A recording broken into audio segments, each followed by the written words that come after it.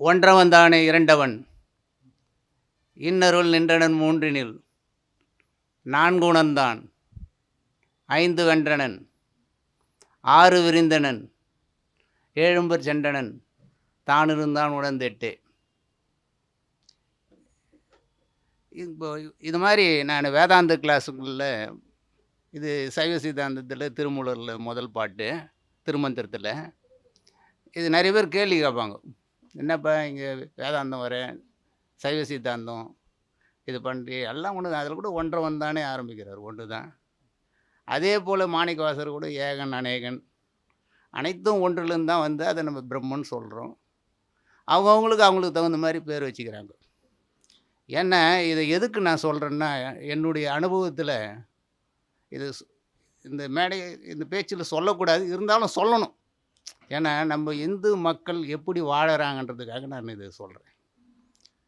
நாங்கள் உத்தரகவச மங்கைன்ற ஊருக்கு போகும்பொழுது அனைவரும் நாங்கள் ஒரு 20-30 பேர் போயிருந்தோம். அப்போது உத்ராட்சம் அனைவருக்கும் போட்டு விட்டாங்க.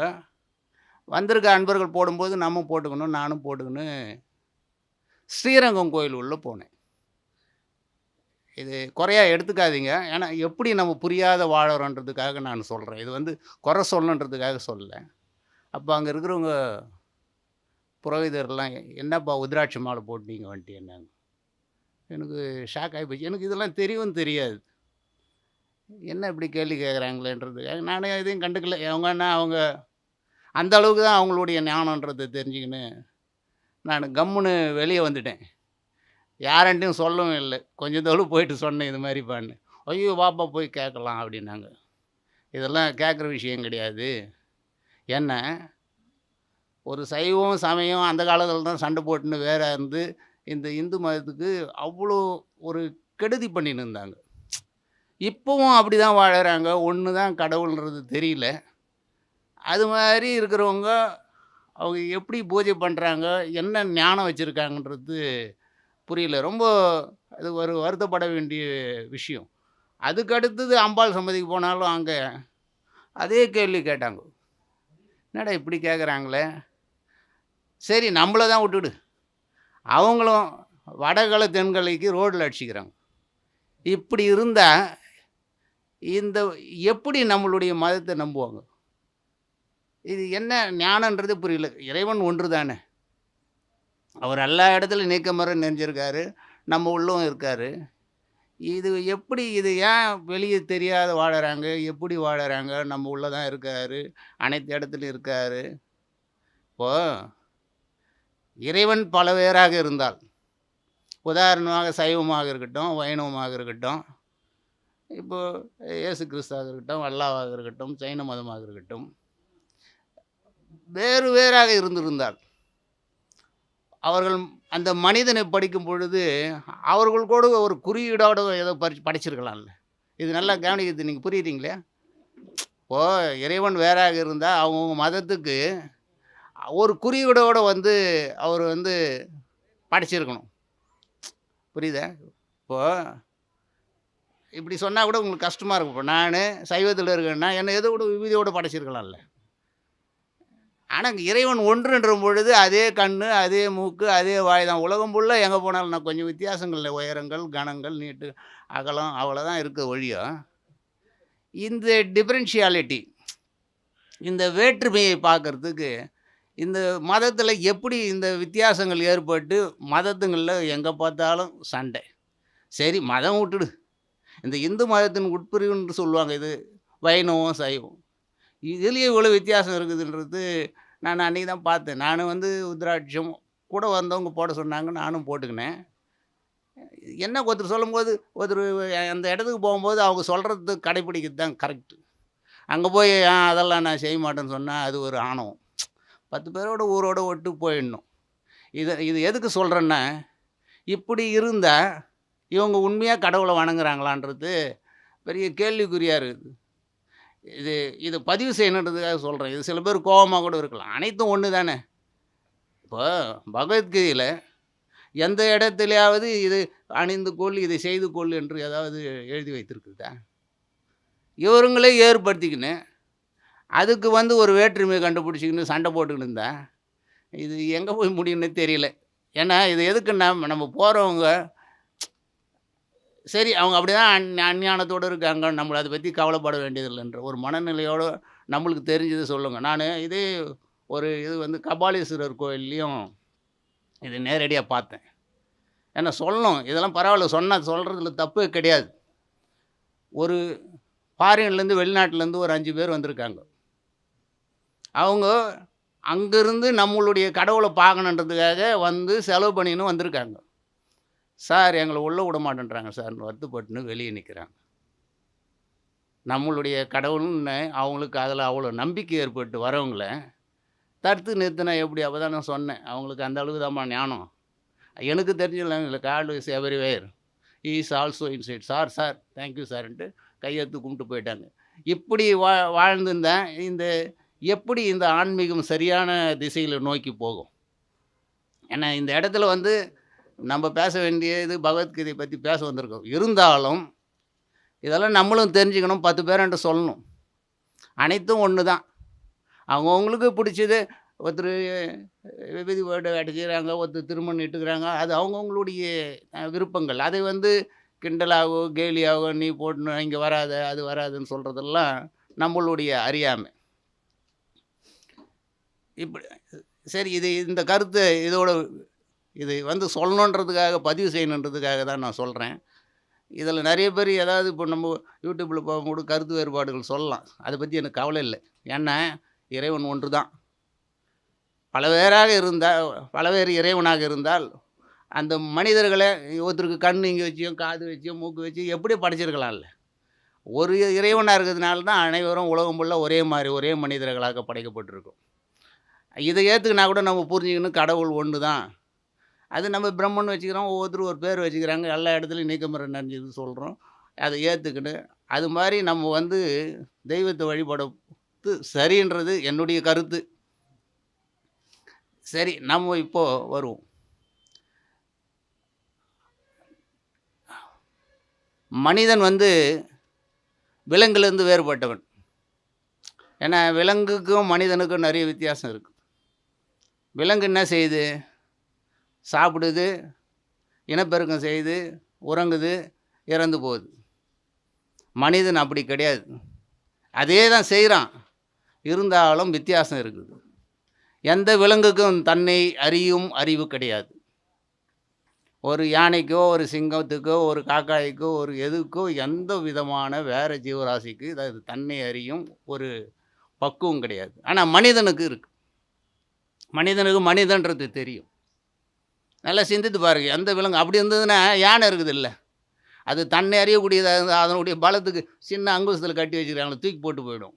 ஆனால் அதுக்கு அதனுடைய பலமும் தெரியாது, அதை பற்றியும் தெரியாது. ஆனால் மனிதனுக்கு தெரியும். அதே போல் மனிதனுக்கு மட்டும்தான் சாய்ஸ் கொடுத்துருக்காங்க. இறைவனுடைய படைப்பில் வந்து படைச்சிட்டு நல்லதோ கெட்டதோ நீ தான் தேர்ந்தெடுத்துக்கணும். நல்ல வழியில் போனால் நல்ல இதுக்கு போகலாம், கெட்ட இதில் போனால் கெட்ட இதுக்கு போகலாம். அது மனிதனுக்கு மட்டும்தான் சாய்ஸ். எந்த விலங்குக்கும் அந்த சாய்ஸ் கிடையாது. இப்படி இருக்கும் பொழுது தான் ஆதி காலத்தில் வந்து வேதங்கள் முதல்ல வந்து எழுத்து வடிவம் இல்லாததுனால அது ஸ்கிரிப்டெல்லாம் கிடையாது. அவர்களுடைய ஞானத்தில் உதிச்சு. ஆனால் நம்மளுடைய இதில் என்ன சொல்கிறாங்கன்னா, இறைவனால் நேரடியாக அருளப்பட்டது வேதங்கள் அப்படின்னு சொல்கிறாங்க. நம்ம அப்படி தான் ஏற்றுக்கணும். ஏன்னா அதை நீங்கள் நிறைய படித்து பார்க்கும் பொழுதோ, அது உள்ள நோக்கி போகும் பொழுதோ அவ்வளோ சிறந்த கருத்துக்கள். அது ஒன்று நம்மளை பற்றி தான் அதிகமாக பேசும். இறைவனை பற்றி பேசுறதை விட நம்மளிடத்திலுடைய பலவீனங்கள் பலங்கள் இது அதிகமாக பேசும். அதுக்கு வந்து சுருதின்னு பேர் வச்சாங்க. அது சுருதினா கர்ண பரம்பரையாக கேட்டு வந்தது. எப்படி தோன்றுச்சுன்னு தெரியாது, இறைவனால் தோற்றுவிக்கப்பட்டது. அப்போது அது இறைவனால் அது தோற்றுவிக்கப்பட்ட போதே அது எப்படி வாழணும் மனிதன்றதுக்கு அதிலேயே வந்து கொடுத்துட்டாங்க. இப்போ ஒரு வாஷிங் மிஷின் வாங்கணுன்னா, ஏதோ ஒரு பொருள் வாங்குறோன்னா அதில் ஒரு ஸ்கிரிப்ட் வச்சுருப்பாங்கள்ல, அது எப்படி இயக்கணுன்றதுக்காக. அதனால் அதெல்லாம் வந்து அதிலேயே வந்துடுச்சு. அதனால தான் அந்த மனிதனுடைய நிலை எப்படி போகணும், எப்படி செய்யணுன்றதெல்லாம் வந்து வேதத்தில் நிறைய விளக்கியிருக்காங்க. அப்படி வேதங்கள் வந்து அதை வந்து தொகுத்தவர் வந்து வியாசர்.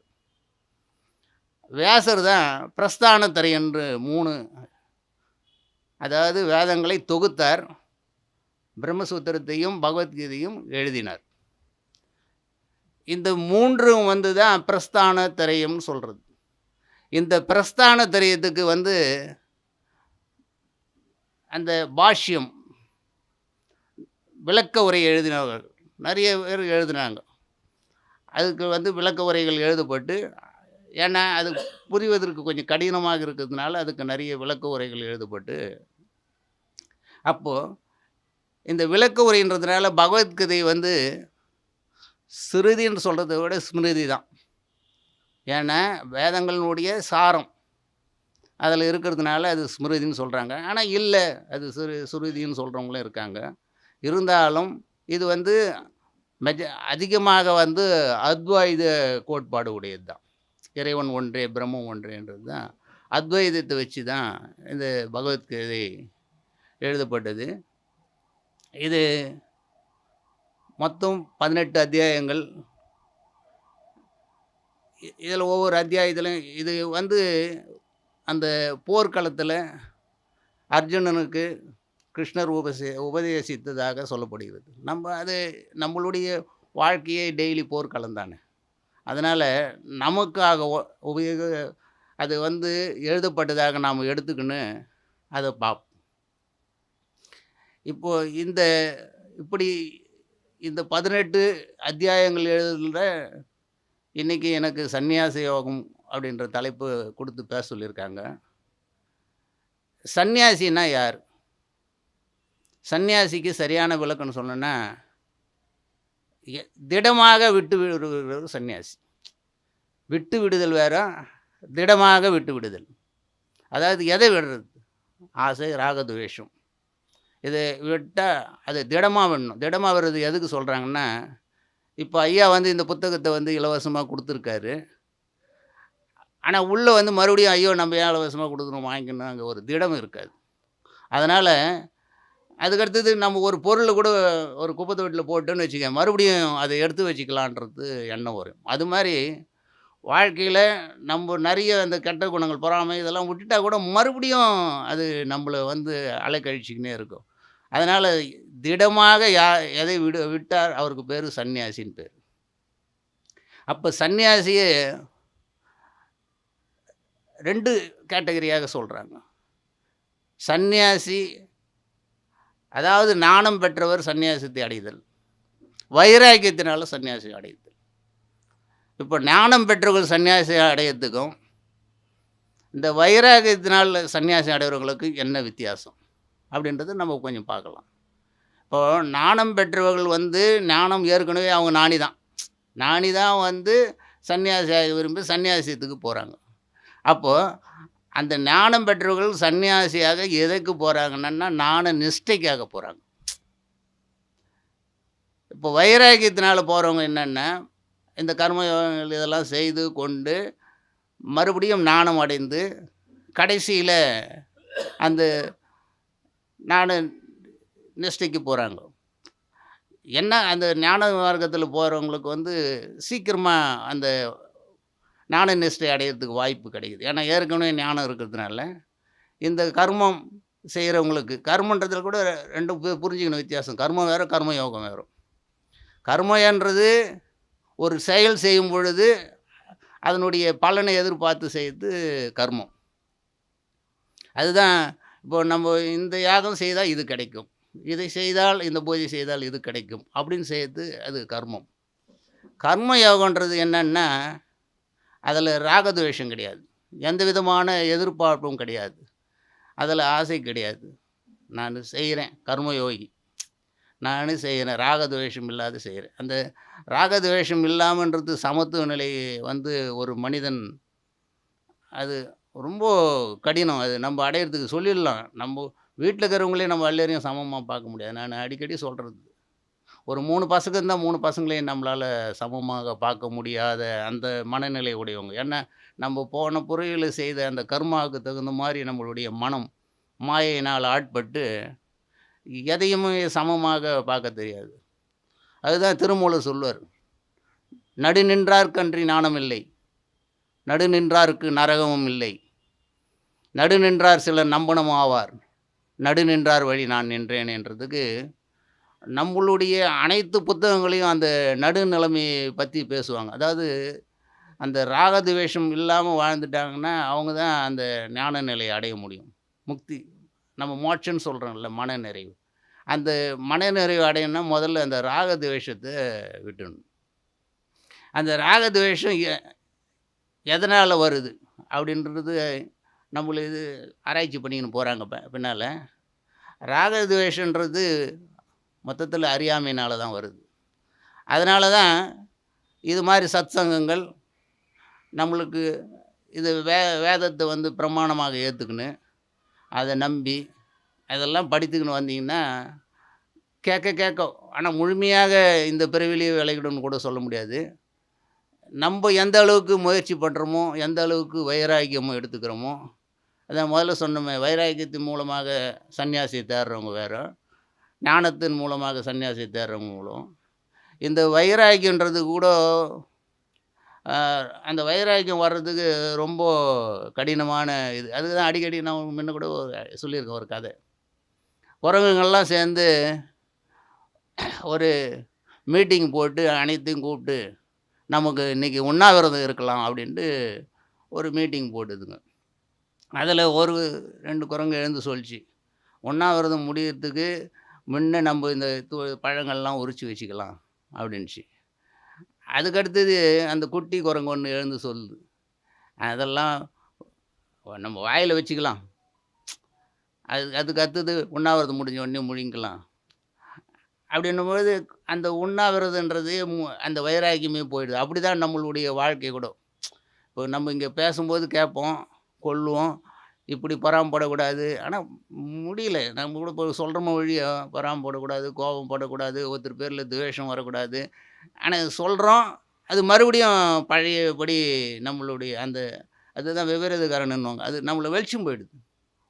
அந்த மாயை வந்து நம்ம இந்த இடத்த விட்டு இறங்கி போன உடனே நம்மளை ஒரு ஒரு பக்கமாக வெளிச்சின்னு நம்மளுக்கு போயிடுது. அதனால் இந்த வைராக்கியத்துக்கு அது ஃபஸ்ட்டில் விவேகம் வேணும். விவேகம் வந்தால் தான் வைராக்கியம் கிடைக்கும். விவேகன்றது என்ன? பிரித்து பார்த்தல். எது சத்து, எது அசத்து, எது மித்தியா அப்படின்றத தெரிஞ்சுக்கணும். சத்துன்றது பிரம்மம், கடவுள், பரமாத்மா. ஆத்மா ஆத்மா கூட நம்ம உள்ளே இருக்கும்போது, ஜீவன் உள்ளே இருக்கும்போது நம்ம ஆத்மான்னு பேர் வச்சுருக்கோம். ஆனால் எல்லாம் ஒன்று தான். இப்படி அதை பிரித்து பார்க்க தெரியணும். அதுக்கடுத்தது அசத்து. அசத்துன்றது இல்லாத பொருள். அதுதான் சொல்லுவாங்க நிறைய, முயல் கொம்புன்றது கிடையாது. அதனால் அசத்து, அதை பற்றி பேச வேண்டியது கிடையாது. ஏன்னா இன்னொன்று இருக்குது, மித்தியான்றது. அந்த மித்தியான்றது தான் நம்மளை ரொம்ப இப்படியும் இல்லாத அப்படியும் இல்லாத நம்மளை ரொம்ப இது பண்ணுறது. இப்போ இந்த உலகம் இருக்குது, இந்த உலகத்தில் மக்கள் இருக்கிறாங்க, பணம் இருக்குது, இந்த டேபிள் சேர் இருக்குது, நம்ம அனுபவத்தில் இருக்குது. இதை எப்படி இல்லை என்று சொல்கிறது? இது நம்மளுக்கு மனசு ஏற்றுக்காது. சொன்னால் கூட இது என்னப்பா இவர் இதெல்லாம் போய் இல்லைன்றாரு அப்படின்றது. அதுக்கு விளக்கம் வந்து நிறைய நூலில் சொல்கிறாங்க. அதுதான் ஜெகத் மித்யா பிரம்ம சத்தியம்னு சொல்கிறது. இப்போ இந்த பொருள், இப்போ இந்த டேபிள் இருக்குது, இல்லை நான் இருக்கிறேன், இதுக்கு முன்ன இல்லை, இப்போ இருக்குது, அனுபவத்தில் இருக்குது. பின்னால் இல்லாத எது போக போகின்றதோ அது மித்தியான்னு சொல்கிறாங்க. இந்த மித்தியாவில் வந்து தான் அதிகமாக நம்ம இந்த பற்று வச்சுக்கிறோம், பந்தம். இப்போ வீடு, மனைவி, மக்கள், இதில் அதாவது அதுதான் இது ஒரு முக்கியமான அந்த தாத்பரியமான கருத்து பகவத்கீதையில், கடமையை செய் பலனை எதிர்பார்க்காது.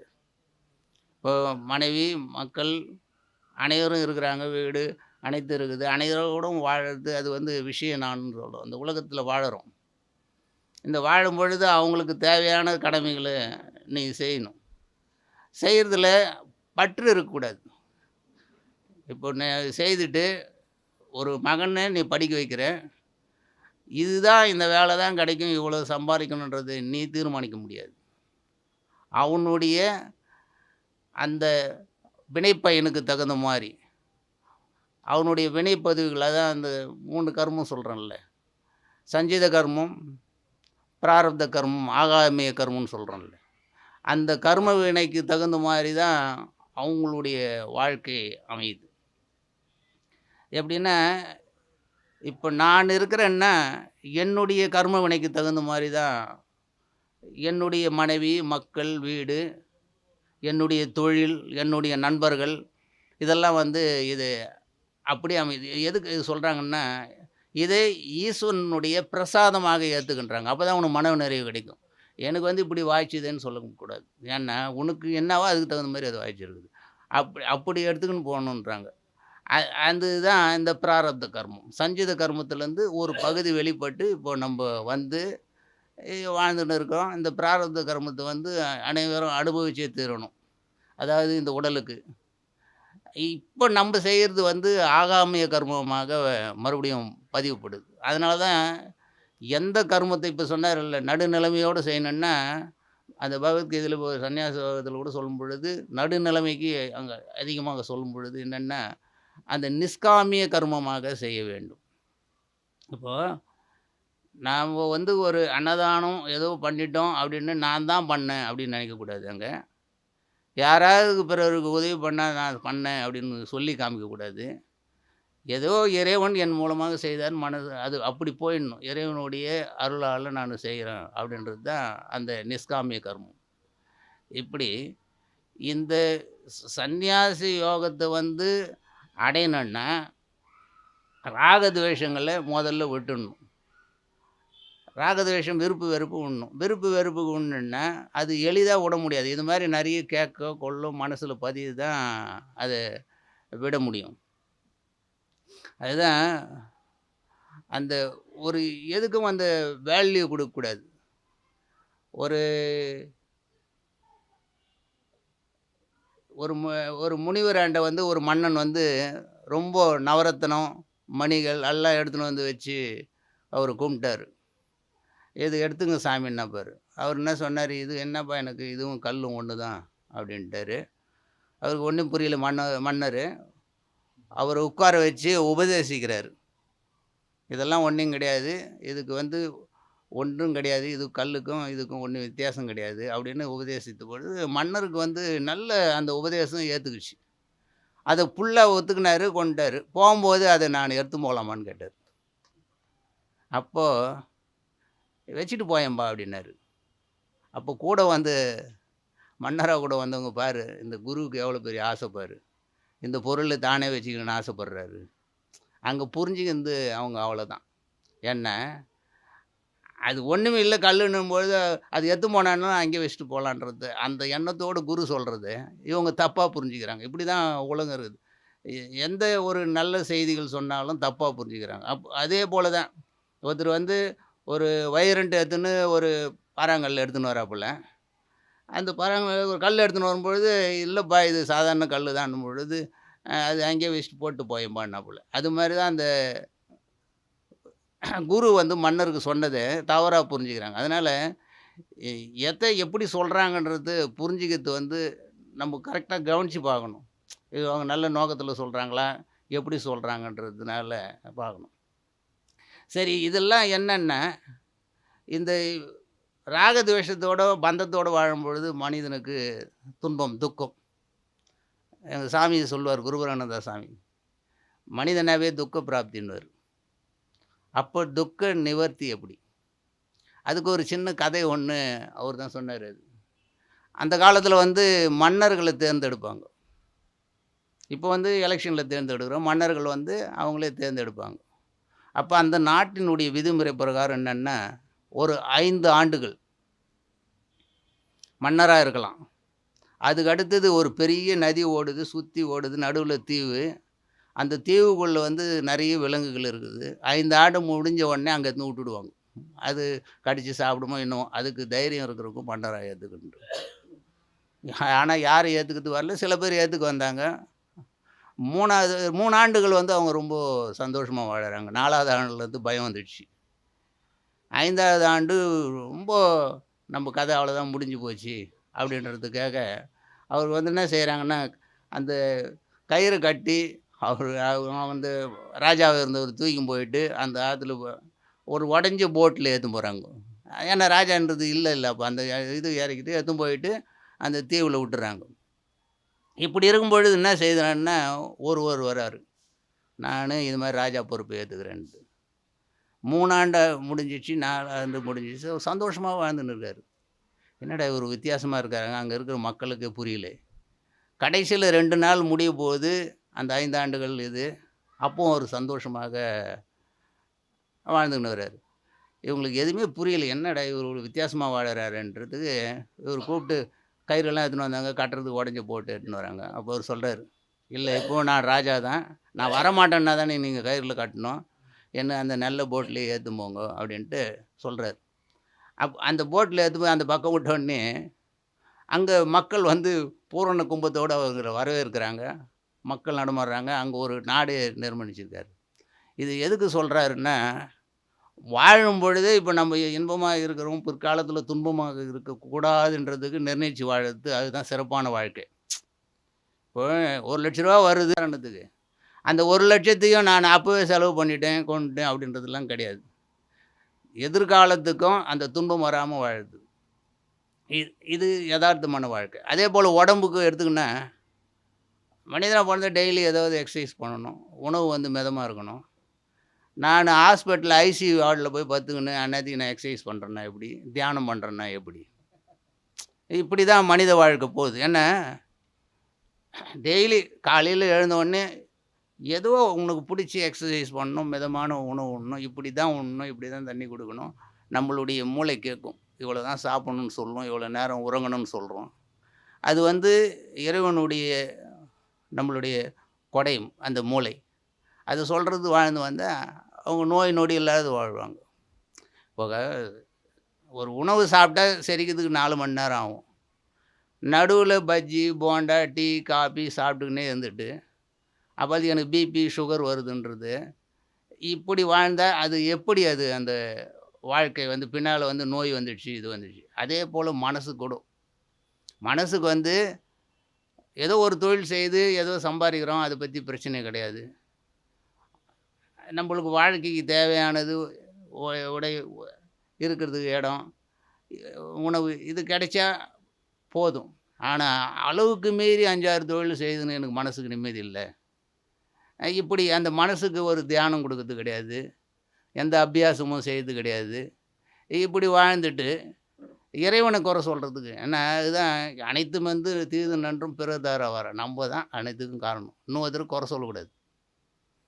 பக்கத்தில் இருக்கிறவங்களுக்கு எதை பார்த்தாலும் யாரையாவது குறை சொல்லிக்கினே இருக்குது. இது அந்த வாழ்க்கையை வந்து நம்ம வாழக்கூடாது. அதுக்கு கூட ஒரு கதை ஏற்கனவே சொன்னதே மறுபடியும் பரவாயில்ல ரிப்பீட் பண்ணுறேன். ஒரு மன்னர் வாழ்ந்துன்னு வந்தார். அவருக்கு வந்து கண்ணில் வந்து நோய் வந்துடுச்சு. யாரோ வந்து குணப்படுத்தணும்னு பார்க்குறாங்க, குணப்படுத்த முடியல. அது இவ்வளோ சன்மானம் தரேன் அவர் தண்டோரா போட்டு சொல்கிறாரு, எதுவும் பண்ண முடியல. அப்போ வந்து ஒரு முனிவர் என்ன செய்கிறாருன்னா அங்கேருந்து வர்றாரு, நான் உனக்கு குணப்படுத்துகிறேன்பா அப்படின்ட்டு ஒரு பச்சளி நறுக்கி அவர் கண்ணில் விட்டு குணப்படுத்திட்டு அப்போ சொல்கிறார், நீ கொஞ்ச நாளைக்கு வந்து ஒரு பச்சை பொருள்களை தான் பார்க்கணும் அப்படின்னோடனே அந்த அரண்மனை உள்ளவர்கள் என்ன செய்தாங்கன்னா, அங்கே இருக்கிறவங்களுக்கெல்லாம் உடம்புக்கும் பெயிண்ட் பச்சையாக அடிச்சுட்டாங்க, பில்டிங்கெல்லாம் பச்சையாக அடித்து விட்டாங்க. கொஞ்ச நாள் கழித்து அந்த முனிவர் அந்த அரண்மனையை தேடி வரும்போது இவரையும் விட மாட்டேன்றாங்க உள்ளே. இரியா அப்படின்ட்டு அவர் உள்ளே போயிட்டு அந்த மன்னர் பார்க்கும்பொழுது அப்போ சொன்னார், நீ அனைத்தையும் எதுக்கு பச்சையாக மாற்றணும்னு பார்க்குற, நீ ஒரு பச்சை கண்ணாடி போட்டுன்னு இருக்கலாம்ல. இப்படி தான் நம்ம வாழ்க்கை. என்னன்னா பக்கத்தில் இருக்கிறவங்க இந்த பொறாம பிடிச்சவங்க, அவன் கெட்டவன், அவன் இது விஷயம் நம்மக்கிட்ட எவ்வளோ குறைக்குதுன்றது எல்லாருக்கும் தெரியும். இப்படி தான் நம்ம வாழ்க்கையை வந்து இப்படி போகிறோம். இதெல்லாம் எடுத்து பகவத்கீதையில் நிறைய சொல்கிறாங்க. இந்த பகவத்கீதையில் இப்போ நம்ம சாதாரணமாக 2 விதமான ஒன்று சொல்லுவாங்க. அந்த ஞான மார்க்கம். ஞான மார்க்கன்றது கடவுளை பற்றி சொல்கிறது. அதுக்கு அடுத்தது அவருடைய புகழ் பற்றி சாஸ்திரம், தோத்திரம்னு சொல்கிறாங்கல்ல. இதில் கூட தோத்திரம் இருக்குது. ஏன்னா விபூதி யோகன்ற இதில வந்து கடவுளினுடைய அந்த வியாபகம், பெருமைகள், அவருடைய குணநலங்கள்லாம் வந்து சொல்லப்படுது. அதனால தோத்திரங்களும் பார்க்கணும், சாத்திரங்களும் தெரிஞ்சுக்க பார்க்கணும். ஆனா நம்போ வாழ்க்கை முறையில கடவுளினுடைய தோத்திரத்த நோக்கி தான் அதிகமா போவோம். ஏன்னா நம்மளுக்கு வந்து இதெல்லாம் வந்து சொல்லிக் குடுக்குறவங்க இல்ல. இது சொல்லிக் குடுக்குறவங்கன்னு குறைப்பட்டுக்கிறத விட நம்ம தேடி போறது தான். இப்ப நாங்கலாம் கூட என்ன தெரியும், எதுவும் தெரியாது. ஏதோ 10 பேர கேட்டு இது சரியான வழி காட்டுதுன்றது அந்த ஒரு நம்பிக்கை. அந்த நம்பிக்கை இருக்கணும். இத இது அதுதான் பிரமாணமாக ஏத்துக்கணும். அந்த பிரமாணமாக ஏத்துக்கினா கூட நான் அடிக்கடி சொல்றது தான். அறிவு கூட அந்த பிரமாணமாக ஏத்துனா கூட அறிவு வந்து அவர்கள் வந்து போன பிறவியில செய்த அந்த புண்ணியத்துக்கு தகுந்த மாரி தான் அறிவு அமையுதுன்றது என்னுடைய குறிக்கோள். ஏன்னா எவ்வளோ பேர் வராங்க நான் பார்த்துருக்கேன். இது கேட்கக்கூடிய அந்த பொறுமையும் இல்ல.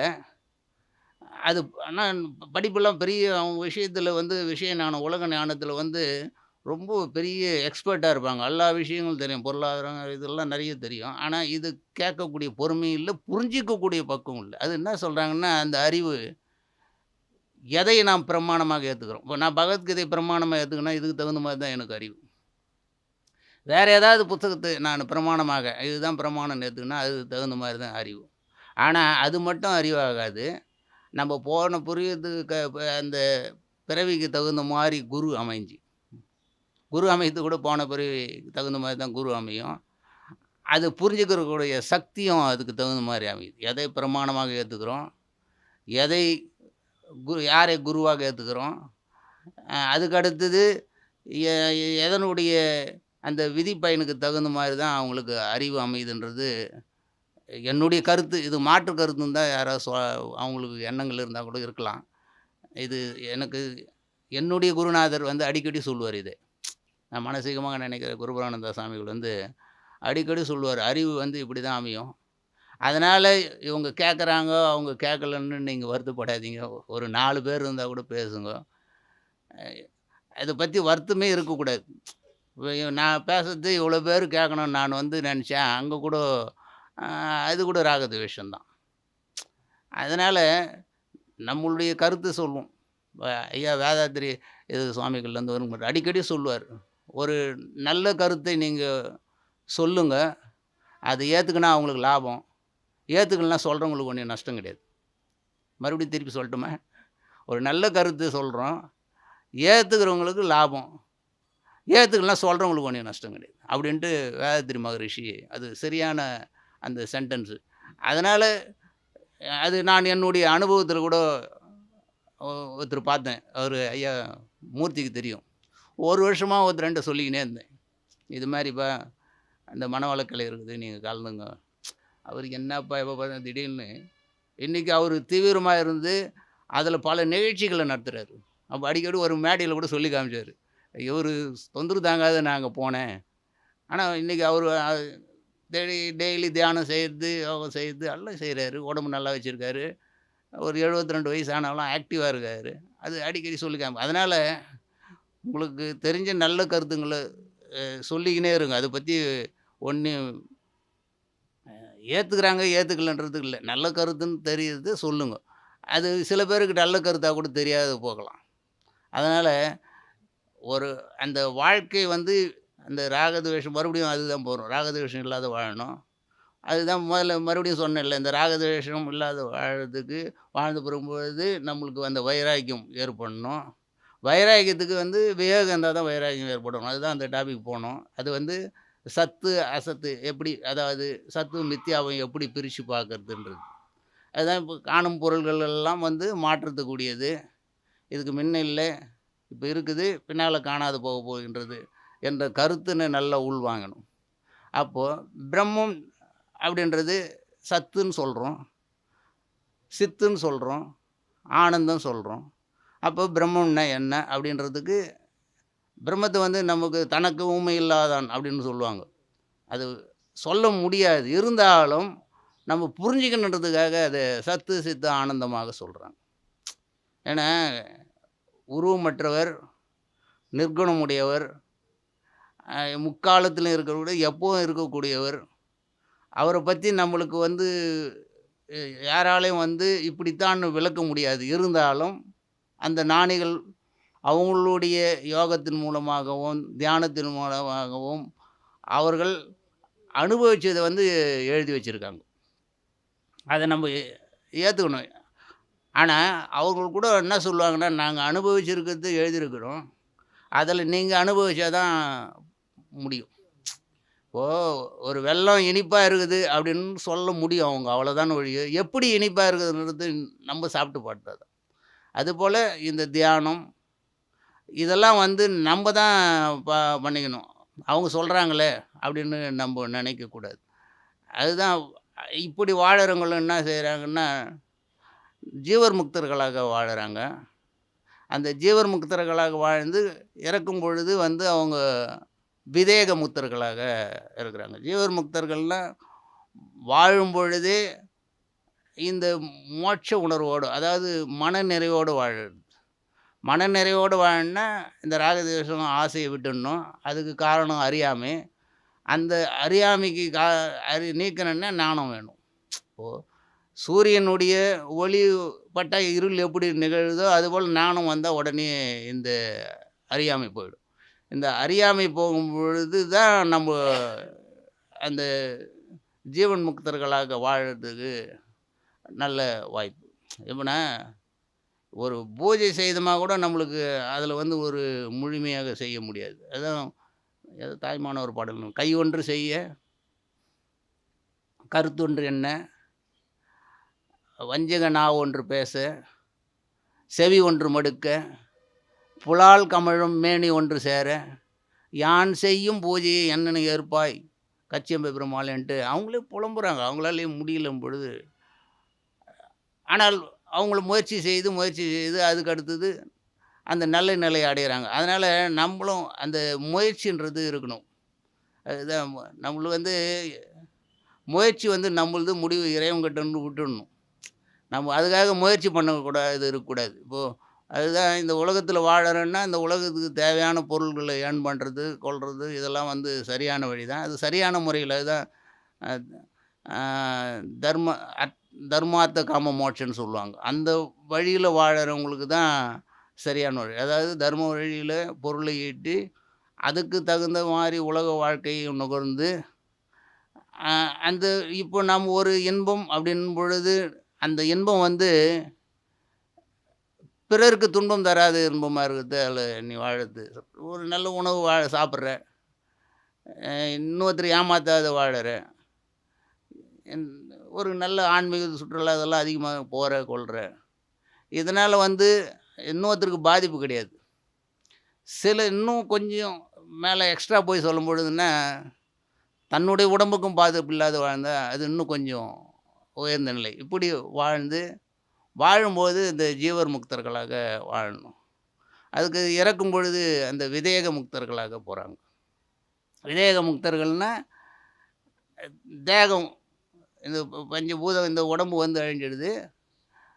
அவங்களுக்கு அந்த உள்ள இருக்கின்ற அந்த சூட்சும உடல்ன்னு சொல்றேன்ல, அந்த வினைப்பயன்கள் கிடையாது அவங்களுக்கு. ஏன்னா அவங்க வந்து வினைப்பயன்கள்லாம் அறுத்துறாங்க. ஏன்னா எந்த இது செய்தாலும் அவர்கள் வந்து அந்த நிஷ்காமிய கர்மத்தினால செய்தனால அவர்களுக்கு வினைப்பயன் இல்லாதனால, அந்த சூட்சும உடல் வந்து அந்த பரமாத்மாவோடு கலந்து போகுது.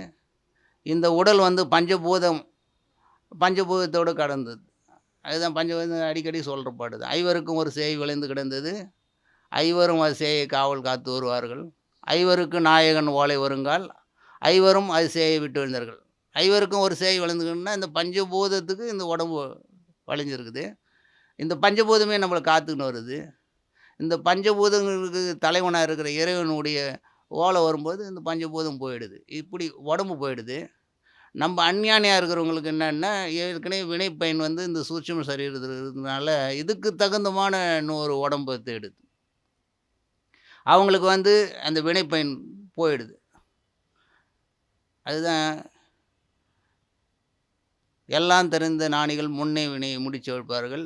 பெண்ணே வினையை பிசைந்து பிழிவார்கள். சென்னியின் தாழ் வைத்த சிவனரலான்" என்று சொல்லுவாங்க. அவங்க வந்து அந்த வினைப்பயனையே மொத்தத்தையும் எ இல்லாத பண்ணிடுவாங்க. அவங்க அந்த ஞானம் வந்து அந்த ஒரு ராகத்வேஷம், ஆசை அற்று எந்த செயலை செய்தாலும் நான் செய்யவில்லை. அதுதான் இப்போ இந்த சன்னியாசி யோகத்தில அழகா சொல்லுவாங்க. நீங்க இப்போ நான் எழுந்துக்கிறேன், நான் நடக்கிறேன், பல் துலக்குறேன், இந்த கண்ண மூடுறேன், கண்ண திறக்கிறேன். அதுக்கடுத்து உணவு உண்கிறேன், மலஜலம் கழிக்கிறேன், கேட்கின்றேன். அப்ப இந்த தோல்ல தொடுர் உணர்வு அறிகின்றேன். இதெல்லாம் வந்து என்ன சொல்றாங்கன்னா, நான் செய்யவில்லை. அதாவது உள்ள இருக்கின்ற ஆத்மாவாகிய நான் செய்யவில்லை. அந்த பொறிகள் தான் செய்கின்றது. அப்படின்ற இது அந்த இதில சொல்றாங்க. அந்த பக்குவத்தோட வாழ கத்துக்கணும். அந்த பக்குவத்தோட வாழ கத்துக்கும் பொழுது உங்களுக்கு எதையும் நான் தான் செய்றேன்றது அந்த அகங்காரம் வராது. ஏன்னா, அகங்காரத்து மேல தான் இந்த எண்ணம், வினைப்பயன்கள்லாம் அகங்காரத்து மேல தான் நிக்குது. அந்த அகங்காரம்ன்றது டெலீட் ஆயிட்டா, அங்க எண்ணமும் கிடையாது, வினைப்பயனும் கிடையாது. ஆனா அகங்காரம்ன்றது அதான் 2 நான் சொல்றாங்கல்ல. அந்த உள்ள இருக்கிற உண்மையான அகங்காரத்த விட்டுறக்கூடாது. உள்ள இருக்கிறது உண்மையான ஆத்மான்ற அகங்காரம் வேற. இந்த உடம்பும் நான் என்கின்ற ஒரு அகங்காரம் வேற. இந்த உடம்பும் நான் என்ற அகங்காரத்த வந்து நீங்க நீக்கிட்டு, உள்ள இருக்கின்ற ஆத்மா நான் தான் அப்படின்ற அகங்காரம் வரும்பொழுது இது போயிடுது. ஏன்னா இந்த உடம்பும் அந்த உள்ள நான் கிடையாது. இந்த மனசும் நான் கிடையாது. அதனால தான் நம்ம என்னுடைய உடம்புன்னு சொல்றோம். என்னுடைய மனசுன்னு சொல்றோம். இதெல்லாம் வந்து அ நல்ல புரிஞ்சு பார்த்தோமா, இதெல்லாம் கிடையாது. இப்ப என்னுடைய உடம்புன்னு சொன்னா, நீ சொல்றத அது கேட்கணும். நீ படுத்து தூங்கிர்ற. கிட்னி இயங்குது, அ அதுக்கடுத்து ஹார்ட் இயங்குது, அனைத்தும் இயங்குது, ரத்த ஓட்டம் நடக்குது. அது என்னுடைய உடம்புன்னா நீ சொல்றது கேட்கணும்ல. அதனால அது நம்மளுடைய இது கிடையாது. அந்நியமானது, நம்மளுக்கு வேறானது. உள்ள வந்து இதெல்லாம் வந்து சாட்சியாக பார்த்துன்னு இருக்குது. அது அந்த சாட்சியாக பார்க்கறது நம்ம எப்படி தெரிஞ்சுக்கலாம்னா, இப்ப நான் பேசிங்கிறது நீ கேட்டுங்கிறீங்க. இதையும் தெரிஞ்சுக்கிறீங்க. கனவுல போறீங்க சரியா, நிறைய கனவு காண்றீங்க சூட்சும உடல்ல. அதையும் தெரிஞ்சுக்கிறீங்க. அதுக்கடுத்தது நல்ல ஆழ்ந்த உறக்கத்தில போயிட்டு, அங்க பிரம்மத்தோட நம்ப இறைநிலையோட ஐக்கியமாகுறோம். ஆனா, அறியாமையில ஐக்கியமாகுறோம். காலையில எழுந்த உடனே மறுபடியும் விவகாரத்துக்கு வந்துர்றோம். மறுபடியும் இதே பொழப்பு, ஓட்டம் இதே போல ஓடிக்கிட்டே இருக்கிறோம். அதனால தான் சொல்லுவாங்க இந்த இப்ப அடிக்கடி ஜோதி டிவில வரும். ஓடி ஓடி ஓடி ஓடி உட்கலந்த ஜோதியை நாடி நாடி நாடி நாடி நாட்களும் கழிந்து போய், வாடி வாடி வாடி வாடி வாழ்ந்து போன மனிதர்கள், கோடி கோடி கோடி கோடி எண்ணிருந்த கோடியே. அந்த உள்ள இருக்கின்றத நம்ப அந்த அறியக்கூடிய அந்த ஞானம் இல்ல நம்மளுக்கு. காரணம் என்னன்னா, இந்த 2 விஷயம் சொல்றாங்கல்ல. இப்போ விஷய ஞானம், மெய் ஞானம். நம்ம விஷய ஞானத்திலே வாழ்ந்துர்றோம். விஷய ஞானம்ன்றது நம்ப இங்கே இந்த பொருள் எப்படி ஈட்டுறது, மனைவி மக்கள எப்படி வந்து படிக்க வைக்கிறது, இவங்களுக்கு பசங்கள எப்படி படிக்க வைக்கிறது, மனைவி மக்கள எப்படி பார்த்துக்கிறது, மேலும் எப்படி கார் வாங்குறது, எப்படி வீடு வாங்குறது, என்ன பண்ணுறது, அப்படி போயிடும். இது விஷய ஞானத்தில வரும். அந்த மெய்ஞானன்ற அறிவு வரும்பொழுது தான் நாம்போ உள்ள இருக்கின்ற அந்த அந்த ஆத்மா தான் நம்போ. நான்றது அந்த எக்ஸிஸ்டன்னு சொல்றாங்கல்ல, அந்த உணர்வு நிலை. அது அது எப்பவுமே நான் இருக்கிறேன்றத உணர்த்திக்கினே இருக்குது. இப்போ நீங்க இருக்கிறேன்றது யாரும் உணர்த்த வேண்டியதில்ல. இப்போ நான் இருக்கிறேன்றது யாரும் அது உணர்த்த வேண்டியதில்ல. அது உள்ள நம்மள அறியாமயே நான் இருக்கிறேன்றது நம்ம தெரிஞ்சுக்கினே இருக்கிறோம். ஆனா, அது எப்பொழுதும் விழிப்பு நிலையில தெரிஞ்சுக்கணும். இப்போ கனவு நிலையில நம்ம சரியா தெரிஞ்சுக்கிறோம். அதான் நம்ப இறைநிலை பிரம்மத்தோடவே வாழ்ந்துன்னு இருக்கிறோம். அந்த ஆனா நம்மளுக்கு அது தெரியல. இப்பவும் பிரம்மத்தோட தான் வாழ்ந்துன்னு இருக்கிறோம். உள்ள இருந்து அது உணர்த்திக்கினே தான் இருக்குது. ஆனா, இந்த உலக விஷயங்கள் இப்போ நான் பேசுறேன், கொள்றேன், மைண்டு டைவர்ட் ஆகுது. அ அந்த மைண்ட வச்சு தான் அதனால தான் மைண்ட் டைவர்ட் ஆகுது. ஆனா, அப்போதான் சொல்லுவாங்க, இருந்தாலும் அந்த மனச வச்சு தான் நம்ம வந்து அந்த பிரம்மத்த அறிய முடியும். அப்போ உங்களுக்கு இன்னொரு சந்தேகம் வந்துரும். என்னடா மனச வச்சு பிரம்மத்த அறியணும்னு சொல்றீங்களா? அப்போ மனசு பெருசா? பிரம்மம் பெருசா? பிரம்மத்தையே மனச வச்சு அறியணும்னா, அங்க அப்படி எடுத்துக்கக்கூடாது. மனசுல வந்து ஒரு அந்த விகற்பமான புத்திகள் இருக்கும் பொழுது, அந்த உள்ள இருக்கின்ற அந்த ஆத்மாவ அது அறியாது. அந்த சத்துவ புத்தியோட சத்துவ குணம்னு சொல்கிறேன்ல, அந்த சத்துவ குணத்தோடு நம்ம வாழும்போது சத்துவ குணத்துக்கு வாழணுன்னா பொறாமப்படக்கூடாது, கோபப்படக்கூடாது, இன்னொருத்தர் கோல் சொல்லக்கூடாது. ஆனால் கோல் சொல்கிறது நம்ம இந்தியாவில் அதிகம். அப்போ நம்ம 4 பேர் இருந்துட்டு நிஜம் அது. நம்ம கூட செய்வோம் அந்த தப்பு. நான் கூட தான் சொல்கிறேன். 4 பேர் ஒருத்தர் போயிட்டாங்கன்னா உடனே அவங்கள பற்றி ஒரு கமெண்ட் அடிச்சிருவோம். அவங்களுடைய ஈகோவை வந்து காலி பண்ணிடணும். அவரா எனக்கு தெரியாது அப்படின்வாங்க. பட்டுன்னு அடிச்சிடுவாங்க. அது அதிகம் நம்ப. இதெல்லாம் நீங்கள் விட்டு அதுதான் 20 வேல்யூஸ் சொல்கிறாரு. அதையும் பகவத்கீதையில் சொல்கிறாங்க. 20 குணங்கள். அந்த 20 குணங்கள், அந்த நற்குணங்கள் வாழும்பொழுது என்ன ஆகுதுன்னா, அந்த மனம் வந்து சத்துவ புத்தியில் இருக்கும்பொழுது அந்த ஆட்டோமேட்டிக்காக உள்ளே இருக்கிற அந்த ஆத்மா பரமாத்மாவை அது உணர்கின்றது. அறிகுதுன்னு கூட சொல்ல முடியாது. ஏன்னா ஏற்கனவே இருக்குது. இருக்கிறத தெரியாத வாழறோம். அதனால் அது அறிகின்றது அப்படிலாம் நம்ம சொல்கிறது கூட சரி. இதை விட அது உணர ஆரம்பிக்குது. அதனால் அப்படி அந்த வேல்யூவோடு வாழறதுக்கு இது மாதிரி கேட்டுக்கினே இருக்கணும். இப்போ நான் அடிக்கடி இப்போ பொறாமப்படுறோம் அப்படின்றது பொறாமப்படுறது நம்மளுக்கு தெரிஞ்சால் தானே பொறாமை விட முடியும். அதுவே தெரியாது. நிஜம்தானே? பொறாமப்படுறோம் அப்படின்றது நம்மளுக்கு தெரியாது. பொறாமப்படுறோம் அப்படி நினச்சினாவே அது போயிடும். அதே போல் கோவப்படும்போது கூட சொல்லுவாங்க, ஒரு செகண்ட் அப்படி தட்ட சொல்லுவாங்க. தட்டினா போயிடும். அதே போல் நம்ம கஞ்சனாக வாழறோன்றது கொஞ்சம் யோசனை பண்ணால் அடுத்தவங்கெல்லாம் பார்த்தா இப்போ நிறைய பேர் எப்படி அந்த அவங்களுடைய ஈட்டின பொருள்லாம் அப்படியே 75% 50% இந்த சமுதாயத்துக்கு கொடுக்குறவங்க இருக்காங்க. அதை பார்க்கும்போது நம்ம ஒன்றுமே இல்லையே, நம்ம சம்பாதிக்கிறதுல ஒரு 5% 10% கூட கொடுக்கறதுக்கு நம்மளுக்கு மனசு வரலையே, அப்படி பார்த்து தான் நம்ம திருந்திக்கின்னு போகணும். இதெல்லாம் வந்து இன்னொருத்தர் சொல்கிறது இதெல்லாம் கேட்டுக்கணும். கேட்கும்போது உள் வாங்கிக்கின்னு சரியா தப்பான்றது நம்ம தனியாக உட்காந்து இதெல்லாம் கரெக்டாக அப்படின்னு பார்க்கும்பொழுது நம்மளுடைய உள்ளே வந்து ஒரு மாற்றங்கள் கிடைக்கும். உதாரணத்துக்கு இப்போ கூட ஒருத்தர் 75% என்னமோ மொத்தமாக கொடுத்துட்டார். அதே போல் பில்கேட்ஸ் கூட நினைக்கிறேன் நிறைய அவருடைய ஏர்ன் பண்ணதெல்லாம். இப்போ நம்ம ஒரு 10,000 ஏர்ன் பண்ணுறோன்னா ஒரு 1000 கொடுக்கறதுக்கு நம்மளுக்கு மனசு வராது. ஏன்னா அந்த மனசு வந்து கொடுக்கறதுக்கு நம்ம கலாச்சாரம் அப்படி ரொம்ப பழகிட்டோம். அந்த கொடுக்குற பக்குவத்துக்கு வர்றதுக்கு ஒரு பிச்சைக்காரனுக்கு ஒரு 10 ரூபா போட்டால் கூட அவன் சரியான பிச்சைக்காரனான்னு மனசு ஆராய்ச்சி பண்ணுது. ஐயோ அவன் சரியா அவன் நம்மளை சாப்பிட போவானா தண்ணி அடி நம்மளுக்கு எதுக்கு கொடுத்தா அவ்வளோதான் அப்படின்னு போயிடணும். கொடுக்குறதுக்கு அதில் போய் ஆராய்ச்சி பண்ணியிருக்கணும். விருப்பப்பட்டால் கொடுத்துட்டு போயின்னே இருக்கணும். நம்ம சரியாக கொடுத்தோமா அதை டிசைட் பண்ணுறதுக்கு நம்ம யார்? கொடுக்கணும்னு மனப்பக்குவம் வந்தால் கொடுத்துடணும். அதான் அந்த எண்ணம் வரும்போது கொடுத்துடணும். நாளைக்கு அப்படின்னு யோசனை பண்ணால் கூட குணம் மாறிடும். இப்படி அந்த வேல்யூகள் அதிகமாகும் பொழுது என்னன்னா அந்த மனம் தெளிவடையும் பொழுது அந்த உள்ளே இருக்கின்ற அதுதான் அந்த இது நோக்கி போகும். சத்துவ குணத்தில் இருக்கும்போது. ரஜச குணத்தில் இருக்கும்போது ஸ்பீடு, கோபம் பொறாமல் சம்பாதிக்கிறது வேகமாக. தமஸ் குணம்ன்றது சோம்பல் அப்படி வந்துடும். அதனால் இந்த சத்துவ குணத்துக்கு போகணுன்னா இந்த 20 வேல்யூகள் எல்லாத்தையும் கடைப்பிடிச்சிக்கிட்டே போனீங்கன்னா அங்கே போயிடும்.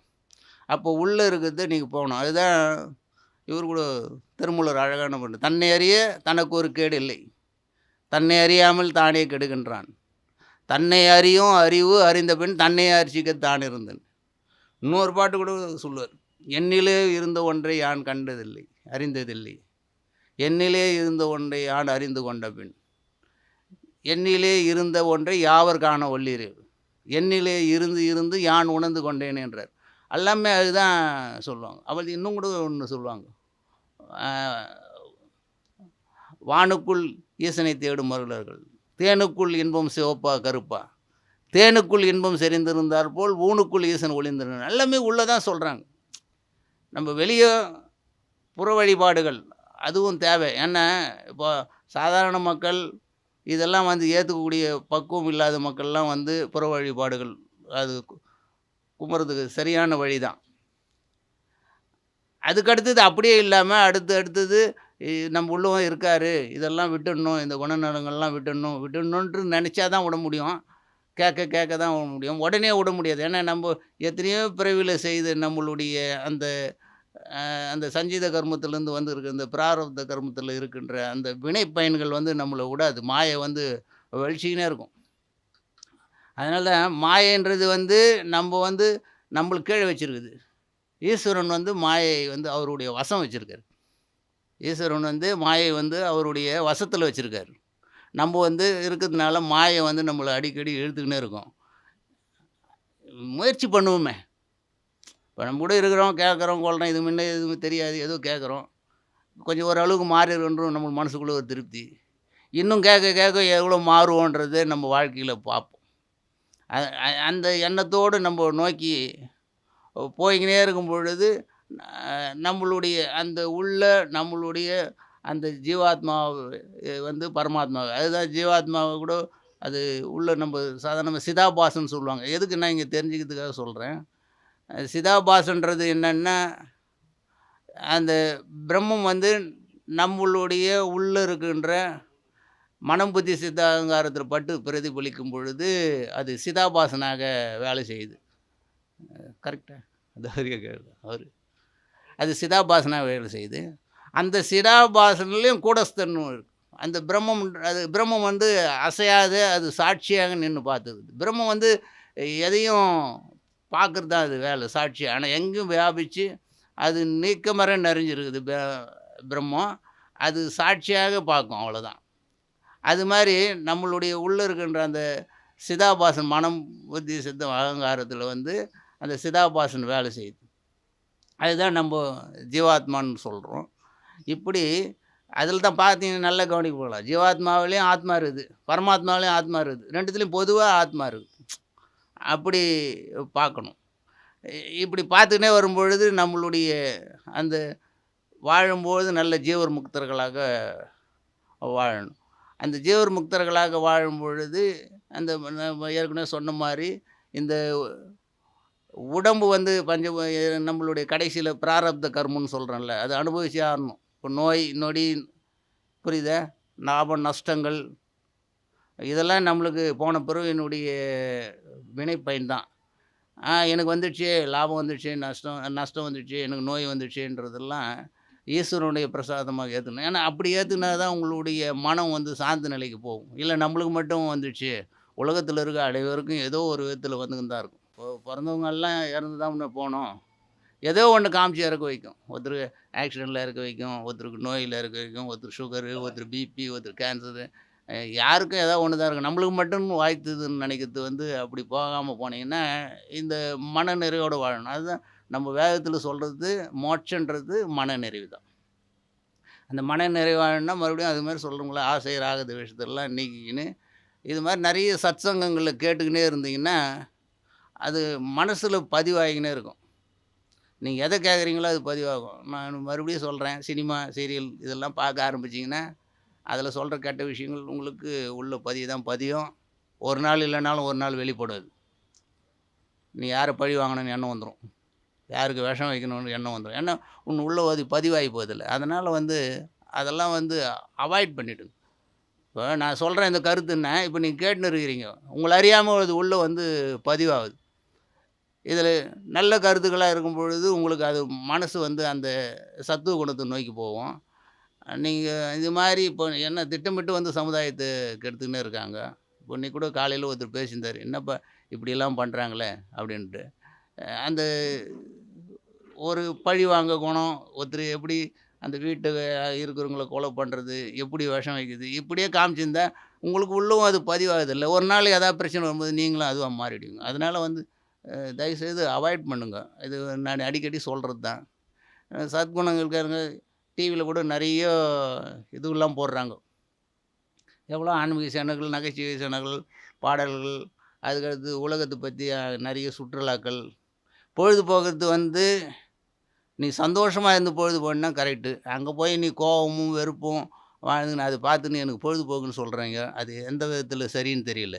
அதனால அதெல்லாம் நீக்கிடுங்க. நீக்கிட்டு நீங்க வாழ்ந்து வரும்பொழுது தான் இந்த அ சத்துவ குணத்தில வாழ்ந்து, உள்ள இருக்கிற அந்த இது அறிந்து நீங்க போகும்பொழுது, அந்த சத்துவ குணத்தோட வாழும்பொழுது என்ன ஆகும்னா, நீங்க வினைப்பயன்கள் வந்து இப்போ எந்த கர்மம் செய்தாலும் நிஷ்காமிய கர்மம். அதான் இப்போ கொஞ்ச நேரத்துக்கு முன்ன சொன்னேன்ல, இந்த பொறிகள் செய்தாலும், எது செய்தாலும் நான் செய்யவில்லை. அது செய்யுது. இப்ப நம்ம ஒரு ஏதாவது யாருக்காவது உதவி பண்ணோன்னா, நான் பண்ணேன்னு நினைக்காதீங்க. ஏதோ இறை அருள் சொல்லுது. நம்ம மனசுக்குள்ள 10 பேருக்காண்ட சொல்றது வந்து அதனுடைய பலன் கிடையாது உங்களுக்கு. அந்த நிஷ்காமிய கர்மமாக செய்துன்னு வந்தீங்கன்னா, இந்த பலன் வந்து உங்களுக்கு சரியாக நல்ல இதை நோக்கி போகும். அது ராகத்வேஷம், அந்த வினைப்பயன், அ அதுக்கு அடுத்தது மோட்சம். அந்த புத்திக்கு நம்ம இது பார்த்தோம். அதுக்கு அடுத்தது எது சத்து, சித்து, ஆனந்தம். அப்போ சத்து, சித்து, ஆனந்தத்துக்கு சொல்லும்பொழுது, முக்காலத்தில் இருக்குது இறைநிலை. இப்பவும் இருக்குது, இது முன்ன இருக்குது, எப்பவும் இருக்குது, சத்தாக இருக்குது. சித்தாக இருக்கும் பொழுது நம்ம உள்ள வந்து அறிவாக, உணர்வாக வேலை செய்யுது. யாருக்காவது யாரையாவது போயிட்டு அறிவு இல்லைன்னு சொல்லி பாருங்க. வேறு எதுவும் பணம் இல்லை எது சொன்னாலும் கம்முன்னு இருப்பாங்க. அறிவு இல்லைன்னா உடனே கோவம் வந்துரும். ஏன்னா, அறிவு வந்து ஏற்கனவே உள்ள வந்து எக்ஸிஸ்டிங் எல்லாருக்கும் வந்து சத்து, சித்தாக அது வந்து வேலை செய்யுது. ஆனந்தத்தை வந்து நம்ம டெய்லி தூக்கத்தில் அறிகிறோம். ஆனந்தம்னு கூட அதை சொல்ல முடியாது. ஆனந்தம். ஏன்னா, ஆனந்தத்துக்கு நம்ம சொல்லுவாங்க அது ப்ளஷர்னு, அதுக்கு ஆப்போசிட் கூட கிடையாது. இப்போ இன்பம், துக்கம் அது மாதிரி ஆனந்தத்துக்கு கிடையாது. எதனால் கிடையாதுன்னா, அது ஒன்று தான். அது அனந்தம்னு சொல்கிறது. அதாவது ஏதுமற்ற நிலையில் இருக்குது. பிரம்மம் வந்து அது நிர்குணமாக இருக்குது. நிர்குணன்றது என்னன்னா, 3 விதமான அது படைக்கும் பொழுது 3 விதமான குணமாக, அதாவது பிரம்மம் ப்ளஸ் மாயைன்னு சொல்லுவாங்க. பிரம்மத்திலேருந்து மாயை வந்து வெளிப்படும்பொழுது 3 விதமான குணங்களாக வெளிப்பட்டு, அதிலேருந்து தான் இந்த சிருஷ்டி. இந்த அதுக்கு அடுத்தது சூட்சும பூதங்கள், அதுக்கு அடுத்தது ஸ்தூல பூதங்கள். அதெல்லாம் சூட்சும பூதங்கள் பஞ்சீகரணமாக ஏற்பட்டு, அதுலேருந்து சூட்சும பூதங்கள் அவதிக்கு நம்மளுடைய அதாவது சூட்சும உடல், ஸ்தூல உடல்லாம் ஏற்பட்டு நம்ம வாழ்ந்துக்கின்னு வரோம். இப்படி அந்த ஆனந்த நிலையை அடையும் பொழுது என்ன ஆகுன்னா, இது எப்போ நம்ம தூக்கத்தில் அந்த இது உணர்றோமோ, எழுந்த உடனே விவகாரத்துக்கு போயிடும்ல. இப்போ நம்ம தனிமையாக விழிப்பில் இருக்கும்பொழுது நம்ம தூக்கத்தில் இருக்கிறத அனுபவிச்சோமா, அதுக்கு தான் தியானம். அதுதான் முயற்சியானது தான். அது முயற்சி பண்ணணும். அது கூட தியானன்றது வந்து எதையாவது ஒன்றை வழிபடுதல். இப்போ நமச்சிவாயன்னு சொல்கிறோன்னா, நம்மளுடைய மனம் வந்து எப்பவுமே ஓடிக்கினே இருக்குது. அதை வந்து ஒரு நிலைப்படுத்துது தான் இப்போ நமச்சிவாயா, ஏதோ சரவண பவா ஏதோ சொல்லும் பொழுது, அங்கே மனசு வந்து நீங்கள் கர்த்தாவாக இருக்கிறீங்க.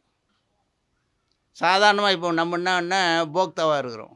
மனசு சொல்கிறது இது பண்ணிக்கின்னு அதன் பிரகாரம் ஓடின்னு இருக்கோம். மனசு வந்து நம்ம கர்த்தாவாக இருந்து மனசு வந்து போக்தாவாக இருக்க கற்றுக்கணும். போக்தாவாக இருக்கணும். மனசு வந்து நம்ம சொல்கிறது கேட்குறது தான் அங்கே நமச்சிவாயன்னு சொல்லும் பொழுது, நமச்சிவாயான்னு நீங்கள் சொல்கிறது தெரிஞ்சு சொல்கிறீங்க. ஆனால் சாதாரணமாக உட்காந்துருக்கும்பொழுது நம்ம உள்ளே வந்து பல எண்ணங்கள் ஓடுது. அது நம்மளை அறியாமல் ஓடுது. அதுக்கு பேர் தாட்ஸுன்னு சொல்கிறாங்க. அந்த தாட்ஸ் வந்து அது பாட்டு ஓடிக்கினே இருக்குது. அப்போது அது உங்களை வந்து மனசு வந்து கர்த்தாவை வேலை செய்து, நம்ம போக்தாவாக இருக்கிறோம். நம்ம வந்து கர்த்தாவாக இருக்கணும். மனசு வந்து போக்தாவாக இருக்கணும். அந்த நிலைக்கு எடுத்து போகணும். அதுதான் நமச்சிவாயம். அதுக்கு அடுத்தது போகிறது தான் இந்த சமாதி நிலை. சமாதி நிலையில் கூட 2 விதமான சமாதி சொல்கிறாங்க. சவிகல்ப சமாதி, நிர்விகல்ப சமாதின்னு சொல்கிறாங்க. சவிகல்ப சமாதினா இப்போ நான் சொல்கிற மாதிரி, அங்கே செய்கின்றவன் இருக்கிறான்றான், செய்கின்ற பொருளும் செய்யப்படும் பொருளும் இருக்கிறது. அதாவது அந்த கர்த்தாவும் தெரியும், போக்தாவும் தெரியுது. அதாவது இப்போ நமச்சிவாயன்றது அவன் சொல்கிறான்றது தெரியுது, அங்கே சொல்கின்றவனும் இருக்கிறான். நிர்விகல்ப சமாதின்னும் பொழுது அங்கே எதுவும் கிடையாது. Only existing. ஸோ அதாவது கர்த்தாவும் கிடையாது, செய்கிறவனும் கிடையாது, செய்யப்படும் பொருள். அதுக்கு அடுத்த ஸ்டேஜ் அது.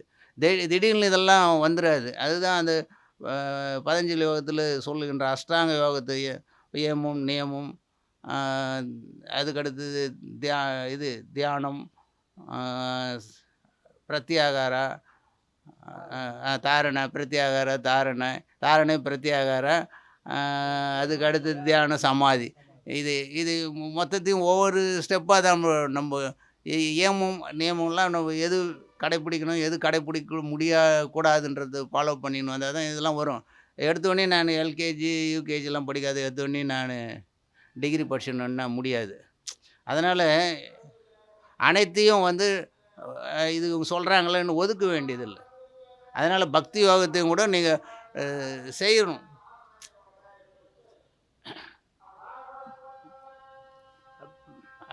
அது பகவத்கீதையில 4 விதமா சொல்லுவாங்க. முதல்ல வந்து நிர்குண பிரம்மம். அதாவது கடவுள் எங்க நீக்கமற இருக்கிறாரு அப்படின்றத வந்து வழிபடணும். அது வந்து கொஞ்சம் ஹையஸ்ட் ஸ்டேஜ். அதுக்கு அடுத்தது முடியலன்னா, அனைத்து உடல்களிலும் அனைத்தையும் வந்து ஈஸ்வரனாக பார்க்க வேண்டும் அப்படின்றது சொல்றாங்க. அதுக்கு முடியலன்னா பக்தி. ஒண்ணுத்துல ஏத்தி வழிபடுதல். இப்போ சிவன், விஷ்ணு, சூரியன், ஒரு மரம், அ ஒரு ஒரு பசுந்தானம் பிடிச்சி அதில் வந்து பில்லு வச்சு கூட வழிபடுறாங்க. அதுக்கு ஒரு தாத்பரியம் இருக்குது.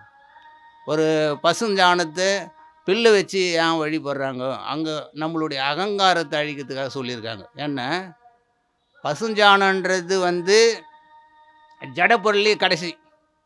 புரியுது? அந்த டேபிள் சேர் எல்லாம் வந்து கடைநிலை. சாணம்னும் போது நம்ம கடைநிலையாக பார்க்குறோம்.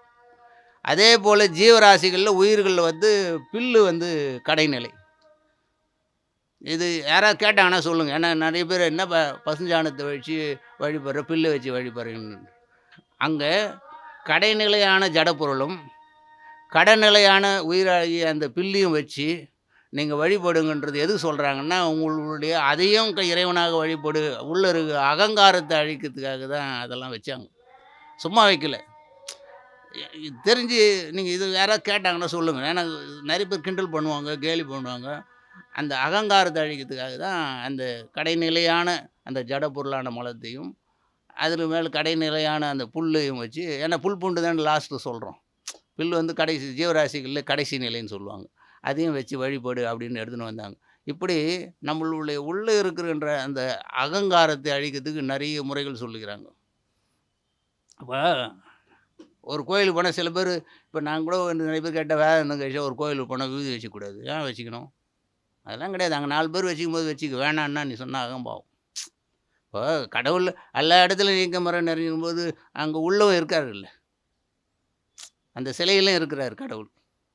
இப்போ கடவுள் அங்கே உள்ளே இருக்கிறாரு, அதையும் வணங்கு. அங்கே மட்டும் இருக்கிறாரு நினச்சானே நீ முட்டாள் தனமாகிடும். அங்கே இல்லைன்னு சொன்னாலும் அகம்பாவம் ஆகிடும். அதுதான் இந்த இவர் நம்ம யோக பரமான்சர்னு நினைக்கிறேன். அவருடைய சிஷ்யர் வந்து இதுக்கு இமயமலைக்கு போயிட்டு வந்தார். அப்போது அவர் கேட்டார், என்னப்பா இமயமலைக்கு போய் வர்றாரு, இங்கே உயிரிட்டுள்ள ஜனங்கள்லாம் இருக்குது. நான் இமயமலைக்கு நான் போயிருக்கேன். கைலாசம் அங்கே ஒன்றுமே இருக்காது, ஒரு மலை, மண், கல், அதுதான் பார்க்க முடியும். அதை போய் பார்த்துட்டு வந்தியா அப்படின்னோடனே இவருக்கு உள்ளே வந்து ஒரு எண்ணம் வந்துடுச்சு. மறுநாள் என்ன செய்தார்னா ஒரு கோயிலுக்கு போனார். அங்கே கற்சிலை. இவர் நம்ம சாமி தான் சொல்லிட்டாரு, இதெல்லாம் நான் வணங்கக்கூடாதுன்னு வந்துட்டார். அப்போது வந்தோடனே கேட்டார், ஏன்பா போனியே, ஏன்பா வணங்கலை அப்படின்னாரு. அங்கே கல் தானே, அது எப்படி இருந்து எல்லா இடத்துலையும் இருக்கும்போது அங்கேயும் இருக்குது இல்லை. அப்படி போனோம். நான் அகம்பாவத்தில் நான் கடவுளை வணங்க மாட்டேன்னு சொல்கிறது தவறு. அங்கே மட்டும்தான் இருக்கிறாருன்னு நினைக்கிறதும் தவறு. நம்ம உள்ளும் இருக்காருன்றது புரிஞ்சிக்கணும். அப்படி நோக்கி போய்கின்னு இருக்கணும். அந்த அகம்பாவத்தை வந்து அவ்வளோ, அதுதான் நான் முன்ன சொன்ன முடியல, அந்த அகம்பாவத்து மேலே தான் அந்த எண்ணம் வினைப்பயல்கள்லாம் இருக்குது. இது அழிக்கணுன்னா இப்படி கேட்டு கேட்டு கேட்டு நீங்கள் உள் வாங்கும்போது குறைந்தாலும் மறுபடியும் அது மேல் நோங்கி நிற்கும். அதுதான் சைவ சித்தாந்தத்தில் என்ன சொல்கிறாங்கன்னா, வீட்டில் இருக்கவங்க கேட்டுருப்பாங்க, நான் கேட்டேன், அகம்பாவன்றது அழியாது, கடைசியில் மலிந்து தான் போகும் அப்படின்றாங்க. அது எங்கேயாவது இருந்துக்கினே தான் இருக்கும் அப்படின்றது சைவ சித்தாந்தத்தில் ஒரு வாதம். அதையும் ஏற்றுக்கிற மாதிரி தான் இருக்குது. ஏன்னா எப்படியும் அது வெளிப்பட்டுக்கினே தானே இருக்குது. டக்கு டக்கு டக்கு டக்குன்னு அந்த எதை செய்தாலும் நான் செய்தேன், கோபம், பொறாமை, அந்த அகம்பாவம் உள்ளே இருக்குது நம்மளுடையது. அதுதான் 2 சொன்னேன் நான். அந்த மனசும் உடலும் நான் நினைக்கிற ஒரு தான் அகம்பாவம். அதை விட்டுட்டு உள்ளே இருக்கிற பிரம்மம் தான் நான் உண்மையான சொரூபம், அதுதான் நான் ஆத்மா, அதுதான் நான் பரமாத்மாவாக இருக்கிறேன், அதுதான் எங்கும் வியாபரித்து இருக்கிறது, என்னுள்ளே இருக்கிறது தான் அனைத்து ஜீவராசிகள் இருக்குது, என்னுள்ளே இருக்கிறது தான் இந்த ஜடத்துலையும் இருக்குது. இப்போ நேற்று கூட ஒருத்தர் அன்பர் கேட்டார், என்னப்பா ஜடத்தில் இது டேபிள் சேர்லாம் உயிரற்று இருக்குது, நீ எப்படி இது வந்து பிரம்மன்னு சொல்லு அப்படின்னாப்புல. இதில் சத்தா மட்டும் பிரதிபலிக்குது. இதில் வந்து சித்து இல்லை, ஆனந்தம் கிடையாது, சத்தா மட்டும் இருக்கின்றது. அனைத்தும் இருக்கிறதுன்னு சொல்கிறேன்ல. டேபிள் இருக்கிறது, புத்தகம் இருக்கின்றது, மைக் இருக்கின்றது. அந்த இருக்கின்றதுன்னு சொல்கிறேன்ல, அதுதான் சத்து. சத்தாக இருக்குது. இந்த உலகம் இருக்கின்றது. அது பிரம்மமாகவும் இருக்கின்றது. நம்முள்ள இருக்கின்றது.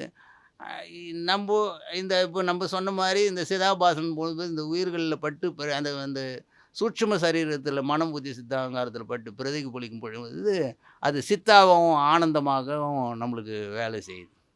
அதனால தான் வ அந்த உயிர் போயிட்டா கூட, அந்த பணம் கூட பிரம்மன் தான். அத ஏத்துக்க மாட்டாங்க நெறைய பேர். என்னடா இது? அது சத்தா இருக்குது. சித்து ஆனந்தம் தான் அங்க இல்ல.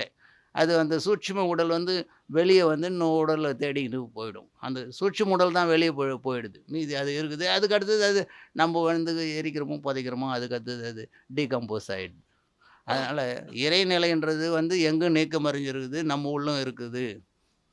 அப்படின்றத நம்போ அந்த புரிஞ்சிக்கணும், வாழணும். இப்போ நான் முதல்ல எதுக்கு இந்த கருத்து சொன்னேன்னா, நம்ப இப்போ இந்த ருத்ராட்சம் போட்டு போகும்போது இப்படி கேட்டாங்களா நான் வருத்தப்படக்கூடாது. ஆனா தெரிஞ்சுக்கணும். 10 பேர் சொல்லணும். அவங்க சொன்னா கூட நீ வருத்தப்படாதப்பா, அவங்களுக்கு அறியாமையில சொல்றாங்க. ஞானம் இல்ல அப்படின்றது தெரிஞ்சுக்கின்னா உங்களுக்கு அந்த கோவம் வராது. அவங்க பாட்டுக்கு ஏதாவது சொல்லி போறாங்க. இப்போ 4 பேர் வரும்பொழுது 4 பேரா கூட போவது கரெக்ட். உலகத்தோட. அங்க போய் நான் இப்படி தான் இருப்பேன், இப்படி தான் இருப்பேன் அப்படின்லாம் சொல்ல வேணாம். 4 பேரா கூட இருங்க. 4 பேரா கூட இருந்தாலும் நம்ம தனித்திருது கத்துக்கணும். தனித்திருக்கு தான் அதுதான் சொன்னாரு. தனித்திரு, பசித்திரு, பசித்திரு, தனித்திரு, விழித்திருன்னு சொன்னார். யாரு? வள்ளலார். பசித்திருன்னா அங்க இந்த பசி கிடையாது.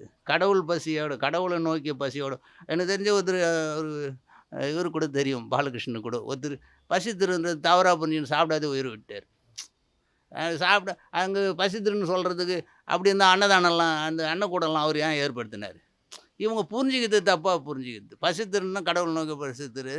அதே போல் விழிப்பு நிலையில் அதாவது விழிப்பு நிலையில் இருக்கணும். விழிப்பு நிலைன்னா 10 பேரா கூட இப்போ நம்ம பேசியிருந்தா கூட இறைநிலையோட அந்த எண்ணத்தோடு இருக்கணும். அதே போல் அந்த விழிப்பு நிலையில் இருந்துட்டு தனித்து நிற்கவும் கற்றுக்கணும். இந்த உலகத்தோடு வாழ்ந்தாலும் ஒட்டாம வாழறதுக்கு. இப்போ தாமரை இல தண்ணியில இருந்தாலும் அந்த தாமரை தண்ணி அதில ஒட்டுதா? தண்ணியிலேயே வாழுது, இதுலேயே வாழுது. ஆனா அதில ஒட்டல. அது மாரி வாழ கத்துக்கணும். அப்படி வாழ கத்துக்கினா நீங்க வந்து அந்த குணநலங்கள் ஆட்டோமேட்டிக்கா அந்த சத்துவ குணத்த நோக்கி போகும். எதுக்கு எடுத்தாலும் அந்த பொறாமை, கோள் சொல்றது இதெல்லாம் நீக்கிட்டு இந்த பகவத்கீதையில இருக்கிறன்ற அந்த 20 குணநலங்களை நீங்க கடைப்பிடிச்சு வந்தீங்கன்னா, ஆட்டோமேட்டிக்கா வந்து நீங்க அந்த ஆத்மா ஜீவாத்மாவும், ஆத்மாவும் ஒன்று தான். அதுதான் இப்போ நம்ம இதுக்கு சபரிமலைக்கு போறோம். நெறைய பேர் பார்த்துருப்பீங்க. இப்போ நம்ம ரெடியூஸ்ல கூட எழுதியிருக்காங்க. கோயில்ல போனீங்கன்னா தத்துவமசின்னு எழுதியிருப்பாங்க. ஆனா அது என்னன்னு தெரியாத போயின்னு இருக்காங்க. தத்துன்னா இறைவன தத்து, துவம்னா நீ, 2ம் அசி ஒன்றாக இருக்கின்றாய். அது 3 பதமா பிரிச்சு அது ஒவ்வொன்னுத்துக்கும் ஒரு பேசுவாங்க. தத்துக்கும் தத்துன்னா இறைநிலை, துவம்னா நானு, அசின்னா இருக்கிறாய். நீ அதுவாக இருக்கிறாய் அப்படின்றது தான். அது நீவாக இருக்கிறாய். 2ம் எல்லாம் ஒண்ணு தான். அதுதான் அந்த வேதத்தில வந்து 4 இது சொல்லும் பொழுதும் ஆ ரிக்வேதத்தில ஃபர்ஸ்ட்ல வந்து பிரக்ஞானம் பிரம்மம், யஜுர்வேதத்தில வந்து அகம் பிரம்மாஸ்மி, சாமவேதத்தில வந்து தத்துவமசி, அயம் ஆத்மா பிரம்மன்றது அதர்வண வேதத்தில சொல்றாங்க. ஆனா என்ன சொல்றாங்கன்னா, தத்துவமசின்றது நீ அதுவாக இருக்கிறாய்ன்றது குரு சொல்றது. அப்ப அது நான் அவரெல்லாம் ஓரளவுக்கு உணர்ந்த பிறகு குருவாண்ட நான் அயம் ஆத்மா பிரம்மா, பிரம்மனாக நான் இருக்கிறேன் அப்படின்னு அகம் பிரம்மாஸ்மி அப்படின்னு சொல்லணும். இது உபதேச வாக்கியம் தத்துவமசின்றது. இப்படி ஒவ்வொன்னத்தையாக அடுத்தவங்க சொல்லும்பொழுதும் நிறைய இது நீங்க கேட்டுக்கின்னே இருக்கணும். ஏன்னா உபயோகம் இல்லாத வாட்ஸ்அப்பு, ரீலு அந்த ரீல் பார்க்குறாங்க. அது என்ன பார்க்குறாங்கன்னே தெரியல. அதில இருக்கிறது ஃபுல்லாவே டூப்ளிகேட்டு. அது பேரே ரீலு. அது வேற சும்மாவே தள்ளிட்டு இருக்காங்க. பார்க்கவும் இல்ல. ஏன் அப்போ என்ன உனக்கு அதனால பலன்? இல்ல ஒண்ணு பணம் சம்பாதிக்கிற வழியாவது இருக்கணும் அதில. அப்படி இருந்துட்டா கூட உலக விஷயத்த அனுபவிச்சுட்டு போலாம். எதுவுமே இல்லாத அந்த டைம் பொறந்தது இறைவன் குடுத்தது. எதுக்கு இந்த பிறவி குடுத்தாருன்றதே தெரியாது. இந்த பிறவி எதுக்கு குடுத்தாரு? அடுத்த பிறவி வரக்கூடாது நம்மளுக்கு. எண்ணற்ற பிறவிகள் அது மாணிக்கவாசகர் அது சொல்றாருல்ல. எத்தனை பிறவிகள் எடுத்து இளைத்தேன் என்றாருல்ல. அப்படி இந்த பிறவிகளை இழைத்து எடுத்து அதுதான் அந்த எடுத்து எடுத்து எடுத்து இருக்கிறத நீக்கிறதுக்காக நம்ம ட்ரை பண்ணுறத விட்டு சும்மா இந்த ரீல்ஸு தள்ளின்னு நான் பார்ப்பேன் நிறைய பேர். அது பார்க்கவும் மாட்டாங்க. சும்மாவே தள்ளிக்கின்னு இவங்களுடைய டைம் எதுக்கு அதில இல்ல பணம் சம்பாதிக்கிறது இருந்தா கூட பரவாயில்ல. சரி அதாவது ஒரு யூஸ்ஃபுல்லா இருக்கும் அந்த உலக விஷயத்துக்காக. உலக விஷயத்துக்கும் இல்ல, ஆன்மீக விஷயத்துக்கும் இல்ல. இவங்களுடைய அந்த காலத்த வந்து அதில ஒரு பயனில்லாம செலவு பண்ணியிருக்காங்க. இந்த பிறவி அதுதான் 3 விதமான களைப்பு சொல்லுவாங்க. இப்போ உடல் களைப்பு சொல்லுவாங்க. அதுக்கு அடுத்தது மனசு களைப்புன்னு சொல்லுவாங்க. இது 2 நீங்க கேள்விப்பட்டுருக்கீங்க. அதுக்கடுத்து உயிர் களைப்புன்னு ஒண்ணு இருக்கு. இப்ப உடல் நல்ல வேலைகள செய்துட்டு உட்காந்தோமா ஒண்ணும் முடியாது, எழுத முடியாது. இருந்தாலும் யாராவது ரொம்ப தெரிஞ்சு வந்தாங்கன்னா எழுந்து நின்னுடுவேன். இந்த மனசு களைப்பு வந்துருச்சுன்னா, உட்கார்ந்துன்னு இருப்பேன். யார் வராங்க, போறாங்க எதுவுமே தெரியாது. இதுக்கு மேல ஒண்ணு அந்த ஆன்றோர்கள் பெருமக்கள் வந்து அவங்களுடைய அனுபவத்தில சொல்றதுன்னா, இந்த பிறவியில எத்தனை பிறவி எடுத்து எடுத்து நான் இளைத்தேன். அப்படின்றது இந்த உயிர் பேர்ல வந்து ஒரு களைப்பு ஏற்படணும். இதெல்லாம் வேண்டாம். இப்படி பொழச்சு அதான் இப்போ நாய்க்கும் நம்மளுக்கும் என்ன வித்தியாசம்? அப்படி தானே வாழ்ந்துக்கிறோம். நாய் ஓடுது, ஓடியாருது, போகுது, வருது, இனப்பெருக்கம் போகுது. அதே வாழ்க்கைய நம்ம வாழ்ந்துட்டு போறது. இ கூடுமான அளவுக்கு நான் இது ஒரு குறையா எடுத்துக்காதீங்க. இந்த ரீல்ஸு, இந்த யூடியூப்பு இதெல்லாம் பார்க்கறத விட்டுடுங்க. ஏதாவது ஒண்ணு பலன் இருந்தா பாரு. அதனால பணம் வருதுன்னா கூட பரவாயில்ல. இல்ல நல்ல அட்வைஸ். சும்மா அத தள்ளிக்கின்னு உன் டைம வேஸ்ட் பண்ணிக்கின்னு எனக்கு பொழுது போகலன்றதுக்கு இப்படி பொழுது போகிறதுக்கு நல்ல வழியில பொழுது போகிறது மாரி பண்ணின்னு, வரும்பொழுது இந்த இறைநிலையை நோக்கி, அந்த உள்ள நோக்கி உங்க மனசு திரும்ப ஆரம்பிடும் திரும்பிக்கும். அதான் திருமூலர் கூட சொல்லுவாரு. "யான் பற்று இன்பம் பெருக வையகம்." அவரு அழகா சொல்லுவாரு. "நான் பற்று வான் பற்று நின்ற மறைபொருள் கூடிறின்னு, ஊன் பற்று நின்ற உணர்வுறு மந்திரம் தான் பற்ற பற்ற தலைப்படுமென்றார்." யான் பெற்ற இன்பம் பெருக வைங்கன்னா அவர் அனுபவிச்சிருக்கார். அது அவர் சொல்றார்.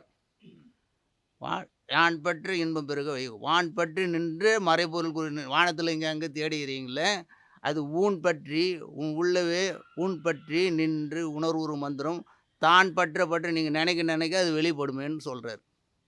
இன்னொரு இடத்துல கூட சொல்லுவாங்க, 8000 யோகம் செய்யணும் கண்ணார் அமிதனை கண்டு அறிவார் இல்லை, உள்நாடி உள்வொளி நோக்கில் கண்ணாடி போல் அவன் கலந்துருப்பானே அப்படின்றாங்க. எல்லாமே உள்ளே தான் பார்க்க சொல்கிறாங்க. நம்ம வெளியே எதையோ பார்த்துன்னு இருக்கோம். எனக்கு பொழுது போகலன்றது நீ உள்ளே தான் பாரு. அதுதான் குருபரனந்தா சொல்லுவார், மனிதர்களோட வாழ்ந்துடலாம், நம்மளோட வாழ்றது கஷ்டம். யாரையாவது தனிமையாக விட்டு பாருங்க, அவங்க தனிமையாக வாழ்ந்துட்டு சொல்லி பார்க்கலாம். இந்த வேலை தான் செய்துன்னு இருப்பாங்க. அப்போ கூட வெளியே ஏதாவது ஒன்று பண்ணுவோம். நம்ம உள்ளே பண்ணுவோம், ஏதாவது இது பண்ணுவோம், உள்ளே நோக்குவோம், என்ன தான் இருக்குது தியானம் பண்ணுவோம், வராது. அதுதான் தன்னோடு தான் வாழறதுன்றது ரொம்ப கடினமான விஷயம். நம்ம நினைக்கிறோம் எல்லாரும் கூட வாழறது கஷ்டம்னு நினைக்கிறோம். ஆனால் நம்மளோட நம்ம வாழறது ரொம்ப கடினம். அது நீங்கள் தனிமையிலேருந்து ஒரு நாள் உட்காந்து பாருங்கள் தெரியும். உட்காந்து பார்த்தீங்கன்னா முடியாது. எங்கெங்கேயோ ஓடும், எதோ பண்ணும், இதுவாகிடுவீங்க. அதுக்காக தான் இதெல்லாம் நீங்கள் தியானம் எதையோ ஒரு மந்திரத்தை பிடிச்சிங்க, இல்லை உன்னுடைய மூச்சு காட்சியாவது கவனிங்க, எதையாவது பண்ணலாம். அதை விட்டுட்டு உபயோகமில்லாத போயிட்டு நம்ம வாழ்க்கை இப்படி இருக்குது, நம்ம பிறந்ததுக்கு கூடிய பலன் அடுத்தது பிறகு வராது இருக்கணுமே அப்படின்ற நோக்கத்தெல்லாம் விட்டுட்டு வாழ்ந்துன்னு இருக்கிறோம். இப்படி வாழாமல் நம்ம பிறகு இப்போ வாழும்பொழுது அனைத்தும் ஓரளவுக்கு ஜீவன் முக்தர்களாக வாழ்ந்து இறக்கும் பொழுது விதேக முத்திர்களாக போகிறது கரெக்டு. விதேக முத்திரனா தேகம் இல்லாமல் போயிடுது, அவ்வளோதான். இறக்கும்போது ஜீவன் முக்தர்கள்னால் வாழும்போதே அவங்க வந்து மனநிறைவோடு வாழ்ந்துன்னு இருப்பாங்க. அவங்க வந்து ஆத்மஸ்வரூபத்திலேயே இருப்பாங்க. நிறைய பேர் இருப்பாங்க உலகத்தில், அவங்களுக்கு நம்மளுக்கு யாருன்னு தெரியாது. நம்ம அவங்கள பற்றி தெரிஞ்சுக்க வேண்டிய அவசியம் இல்லை. நம்ம எப்படி வாழணும்னு பார்ப்போம்.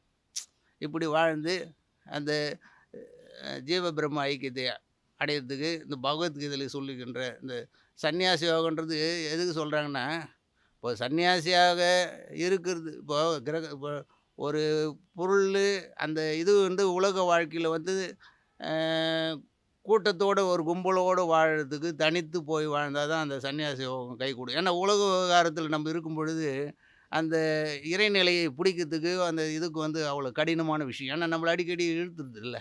அதுக்காக தான் அந்த சன்னியாசி யோகம் சொல்கிறாங்க. அதில் டிஃப்ரெண்ட்டாக வாழ்ந்தார் யார்? ஜனகர்.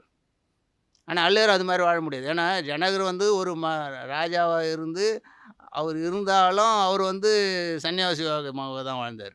எப்படின்னா அதுக்கு அவர் சொன்னாங்க, டெஸ்ட் பண்ணாங்க. அவர் ஒரு எண்ணெய் கிண்ணது கொடுத்துட்டு அவர்கிட்ட ஆடல் பாடல்கள் கேளிக்கை நிகழ்ச்சிகள்லாம் நடந்தது. இது ஒரு ரவுண்ட் எடுத்துன்னு வந்து எங்ககிட்ட குடுத்துருங்க அப்படின்றாங்க. அவரு அனைத்து நிகழ்ச்சி நடந்தது. ஆனா ஒரு சொட்டு கூட விழாத எடுத்துன்னு வந்து குடுத்துட்டாரு. அப்படி வாழ்ந்தாரு. ஆனா அவரு மாரி நம்ம வாழறதுக்கு கடினம். இப்போ நானு பிரம்மச்சரிய வாழ்க்கை முடிச்சுட்டேன். அதுக்கு அடுத்து லௌகீகம் கிட்டத்தட்ட முடிஞ்ச மாரி இருந்தாலும், ஆனா அதில தான் இருக்கிறேன். மாட்டின்னு இருக்கோம். அதுக்கு வானப்பிரஸ்தம் போய் சன்னியாசம் போணும். ஆனா போமாட்டேன். ஏன்னா இப்ப என் தொழில விட முடியல. இப்ப சொல்றேன்னு வழிய விட முடியல. விட்டுடணும் நானு முறை பிரகாரம். அந்த வயசானா விட்டுட்டு எல்லாத்தையும் விட்டுட்டு ஓடிக்கிட்டு ஆன்மீக லெவல்ல நான் நிக்கணும். ஏதாவது தியானம் பண்ணணும், எதுவும் செய்யணும். ஆனா செய்யல. சொல்றேன்னு வழியோ. ஏன்னா இந்த உலகம் நம்மள என்ன அந்த மாயை அந்த அளவுக்கு வச்சு கட்டி வைக்குது. அதனால உங்களுக்கு வாய்ப்பு இருக்கிறவங்க பரவாயில்ல. ஒரு குறிப்பிட்ட வயசு ஆயிட்டா அணைந்து விட்டுட்டு நான் தியானத்தில உட்காருது, இதுக்கு வர்றோம். அப்படி உட்கார்ந்து உங்களுடைய வாழ்க்கை இந்த பிறவி எப்படி நீக்குறதுன்றது நீங்க பாருங்க. அதுதான் வாழ்க்கையினுடைய நம்ம பொறந்ததனுடைய அதுதான் புருஷார்த்தம்னு சொல்லுவாங்க. நம்ம பொறந்ததனுடைய நோக்கமே அதுதான். அந்த பிறவிய நீக்கணும். அதுதான். உபயோகம் இல்லாத விஷயங்கள பார்க்காதீங்க. உபயோகம் இல்லாத வேலைகள உபயோகம் இல்லாத பேச்சுகள் கூட. நம்ம அதிகமாக பேசுறோம். இப்ப காது 2 குத்து இருக்கான். ஓப்பன்ல இருக்குது. அது நெறைய கேட்கணுன்ட்டு. வாய் 1 குத்து மூடி வச்சுக்கிறோம். ஆனா சாப்பிட்றதும் அதிகமா சாப்பிட்றோம். பேசுறது அதிகமா பேசுறோம். கேட்கறது கிடையாது. கேட்கறது கேள்வி ஞானமே கிடையாது. எதையும் உன்னிப்பா கேட்கப்போறது கிடையாது. யார் சொன்னாலும் எங்கேயோ யோசனை பண்ணின்னு உட்காந்துன்னு இருக்க வேண்டியது. அப்போ எப்படி அது ஏறும்? இது சாதாரண ஒரு விஷயம் சொன்னா கூட அது உட்கிரகிக்கக்கூடிய இது கிடையாது. பேசுறாங்களே. இல்ல அது நம்ம முடியலன்னா அது விட்டுருவோம்னு கிடையாது. கரெக்ட்டு தான். நல்லா கவனிச்சிக்கலாம். 2 காது குத்துருக்கான். எதுக்கு? வெளிய இருக்கிறதெல்லாம் வந்து நம்ம வாங்கணும், பேசுறது கேட்கணும், நல்ல கருத்துக்கள கேட்கணுன்ட்டு. வாய் 1 குடுத்துட்டு அது மூடி கூட வச்சுட்டான். நீ உபயோகம் இல்லாததெல்லாம் பேசாத, சாப்பிடாத, கண்டத சாப்பிடாதன்ட்டு. ஆனா கேட்கறது கிடையாது. எது செய்யணுமோ அது பாரு எல்லாத்தையும் 2, 2 குத்து வாய் மட்டும் 1 குத்தான் பாரு. இறைவன். ஆனா கேட்கறது இல்ல இப்போ. அதனால இதெல்லாம் ஃபாலோ பண்ணிக்கின்னு வந்து வாழும்போது ஜீவன் முக்தர்களாக வாழ்ந்து, இறக்கும்போது விதேக முக்தர்களாக அ முயற்சி பண்ணுங்க போறதுக்கு. அதுக்கு இந்த ராகத்வேஷங்கள் கூடுமான வரைக்கும் நற்சிந்தனைகள் இருந்தா கூட கெட்டதுக்கு இழுத்துக்கின்னு தான் இருக்கும். அத பத்தி வராதுங்க. அதுக்கு அடுத்தது நான் அடிக்கடி சொல்றது, சில பேர் வந்து தாட்ஸ் வந்துட்டா நெறைய எண்ணங்கள் எனக்கு வருது. அத பத்தி வருத்தப்படாதீங்க. ஏன்னா, அது ஏன் வருதுன்றது யாருக்குமே தெரியாது. இது வந்து அதுக்கு ஒரு வேல்யூ குடுக்காதீங்க அவ்வளோதான். இப்போ ஒரு பொறாமைன்னு எண்ணம் வந்துருச்சுன்னா, சரி விட்டுட்டீங்கன்னா பரவால்ல தப்பிச்சிட்டீங்க. ஒருத்தர் கோவம் பண்ணாருன்னா, அதில வந்து நீங்க ஒரு வேல்யூ குடுத்தீங்கன்னா, அவருக்கு நீங்க முக்கியத்துவம் குடுத்து, உங்க உடம்பையும், மனசையும் நீங்க கெடுத்துக்கிறீங்க. அப்படிதான் எடுத்து போன முடியும். ஏன் கோவம் வருது? அது வந்துன்னு தான் இருக்கும். பொறாமையும் வந்துன்னு தான் இருக்கும். அத நீக்கிட்டு, வ இந்த பிறவியை கூடுமான அளவுக்கு எவ்வளோ செய்து ட்ரை பண்றோமோ இந்த பிறவியில, முடிஞ்சா இந்த பிறவியிலேயே வந்து நீங்க அந்த அந்த பிறவிய அறுத்துட்டு வாழ்ந்தா நல்லது. ட்ரை பண்ணீங்கன்னா. இல்லன்னா இதனுடைய தொடர்ச்சி அடுத்த பிறவில நிச்சயமா கிடைக்கும். இத விட கொஞ்சம் மேல் நிலையில தான் நீங்க அது கேட்கக்கூடியது, பிறக்கக்கூடியதுல வாழ்வீங்க. இப்படி சொல்லி என்னுடைய உரையை முடித்துக் கொள்கின்றேன். நன்றி, வணக்கம். ம்.